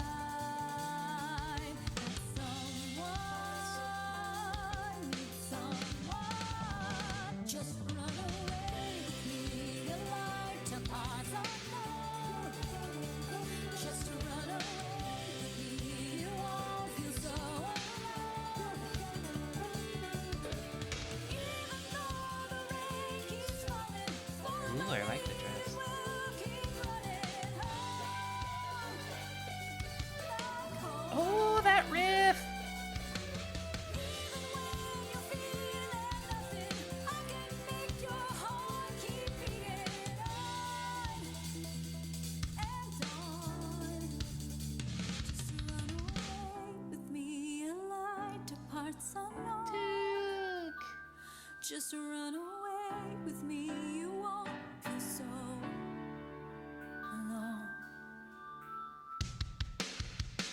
Just run away with me, the light of hearts alone. Just run away with me, you won't feel so alone.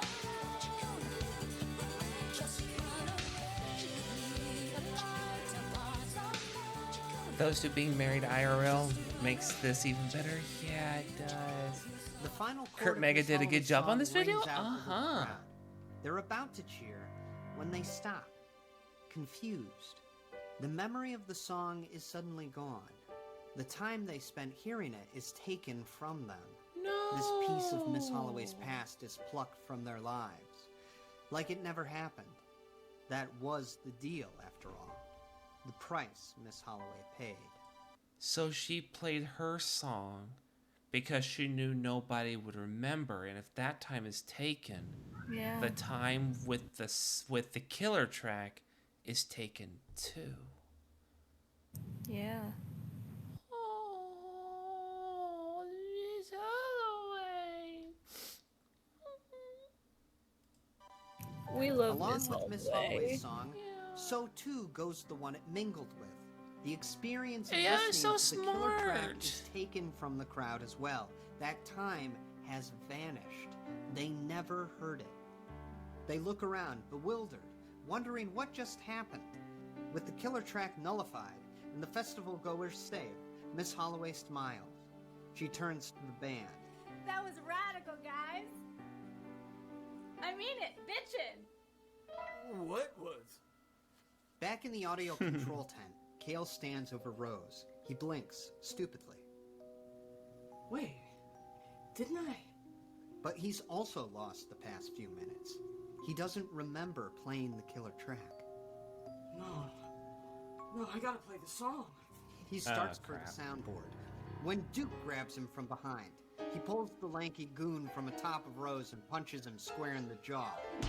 Slamming onto the table, his phone falls, dangling from the cord that connects it to the festival's sound system. He reaches for it. Rose points.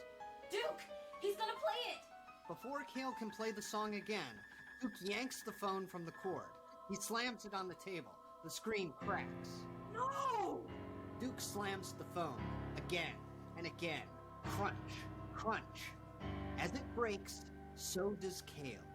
This shell of a man, taken and hollowed out by the killer track. The phone screen shatters, and Kale's body cracks to pieces. Sounds. No, you're crying. You're crying. I'm not crying. You're crying. Spills from the fissures. Oh, Kale hun, just explodes. wait. Just wait. Alright, I'm gonna head off to bed since it's midnight and I gotta be up at 5:30. I'm sorry. Good night, radio, though. Good night. A flash of electricity. Oh. A shower of sparks. And he's gone. Rose watches, eyes wide. Well, I guess his time with the track is over. Fucking metal. Later, a paddle boat floats lazily in the lake around Hatchetfield. Fireworks light up the night sky. Duke and Miss Holloway watch them, gently swaying. The Honey Festival really is a magical time. Yeah. Fucking metal, exactly, Fun in a Cat. bad way. It's when dark forces can walk upon the earth. But the celebration's so nice, it almost makes you forget about all that. Well, gotta say, it feels good to be the hero. For once. Oh, are you now? Yeah. You're usually the one that saves the day, but this time it was all Duke.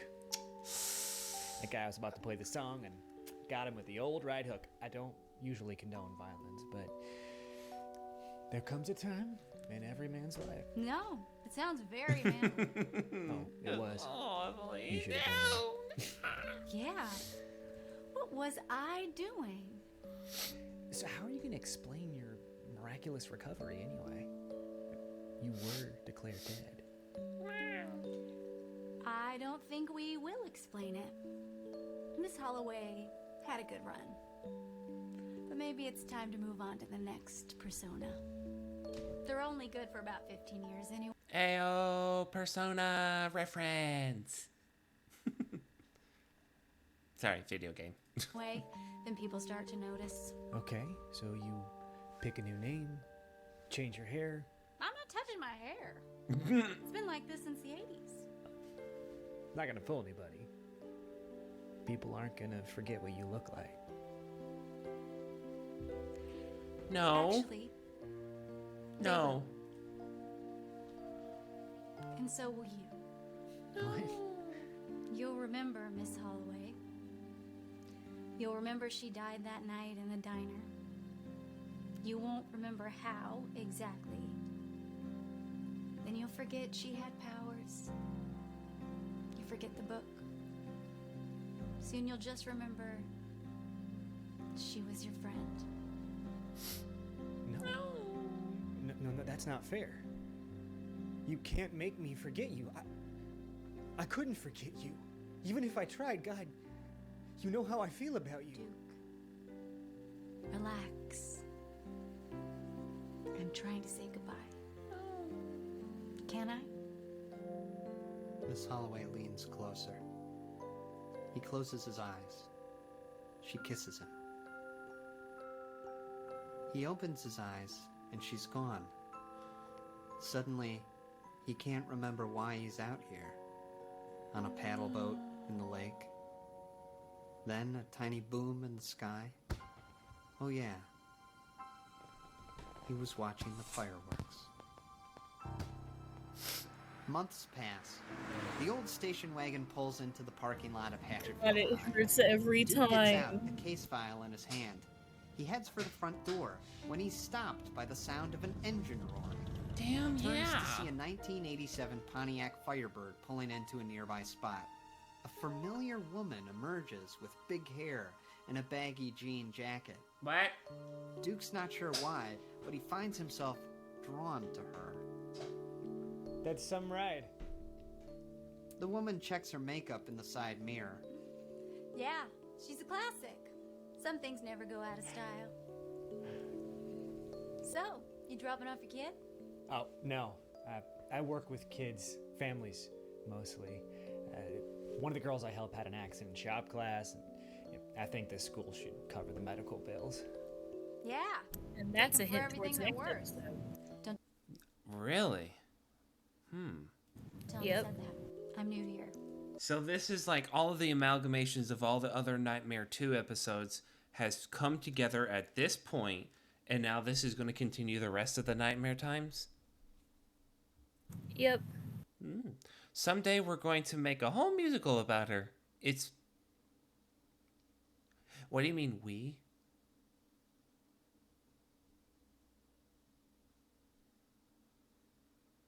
But also, I'm just gonna say, like, I'm surprised that you didn't start, like, bawling your eyes out with the freaking, oh yeah, he was watching the fireworks scene, because it hurts every time. It does.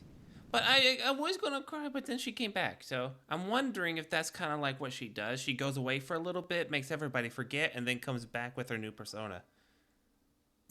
That it's implied that that's what she does. Oh, one day we're going to get a whole music. Okay, I'm dumb.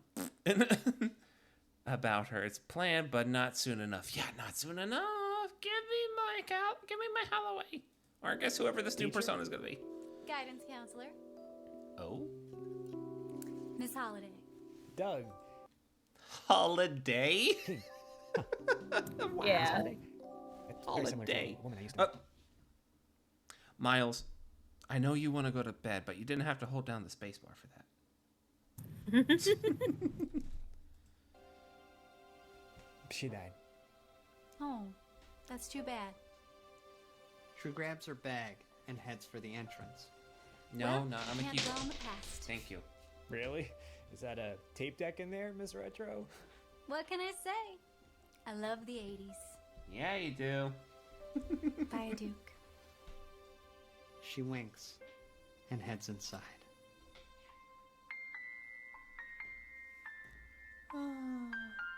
Oh, hey, it's him.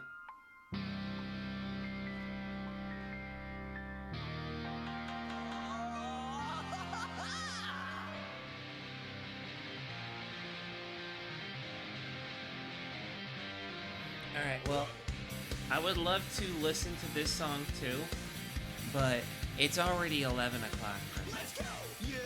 Yeah. So unfortunately, this is where we're going to have to call it for tonight.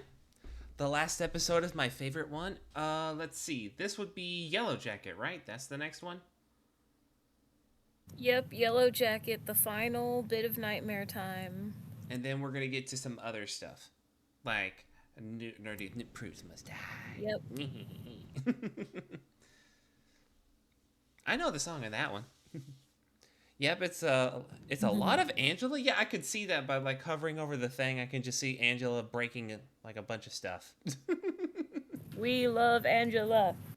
All right, anyway, let me head back over to the waiting screen. But yes, thank you everybody so much for your time on with the stream, and I hope you all had a wonderful night, even if it did run 3.5 hours, much longer than I was expecting, but that's what happens whenever you pause a lot. But yes, thank you so much, and thank you, Sides, for joining me in this, because it's been awesome, and I loved it. Oh, you want us to rate into Next Syncs? Yes, because at least from what I can see, they're still streaming. I don't know how long they're planning to stream for, though. Yeah, fair. Which, if I remember correctly, don't I follow Naya? Yeah, I do. She's playing Valorant right now. Yeah, I actually follow Next Syncs myself. I don't remember when I followed them, but I do follow them. It was pretty cool. I'm gonna head off of the call now, by the way. Oh, okay. Well, again, thank you for joining me. Yeah, I always love watching stuff with you. All right, well, anyway, I will go ahead and get the raid started, as they are in Valorant. So if you would like to join us in the raid over, here is the raid message. This is for all of our lovely followers or enjoyers of the stream. You just copy and paste this message, and you'll be able to post it into their chat. No problem whatsoever. But if you are one of the lucky subscribers, here is the raid message for you. If you copy and paste this one, if I can, there we go. Control C, Control B. There we go. This is what it will look like. But if you are not a subscriber, it will look exactly how Streamlabs has it. So make sure you choose the correct one to raid with. And with that, I will bid you all adieu and a good night. Bye-bye. Bye-bye.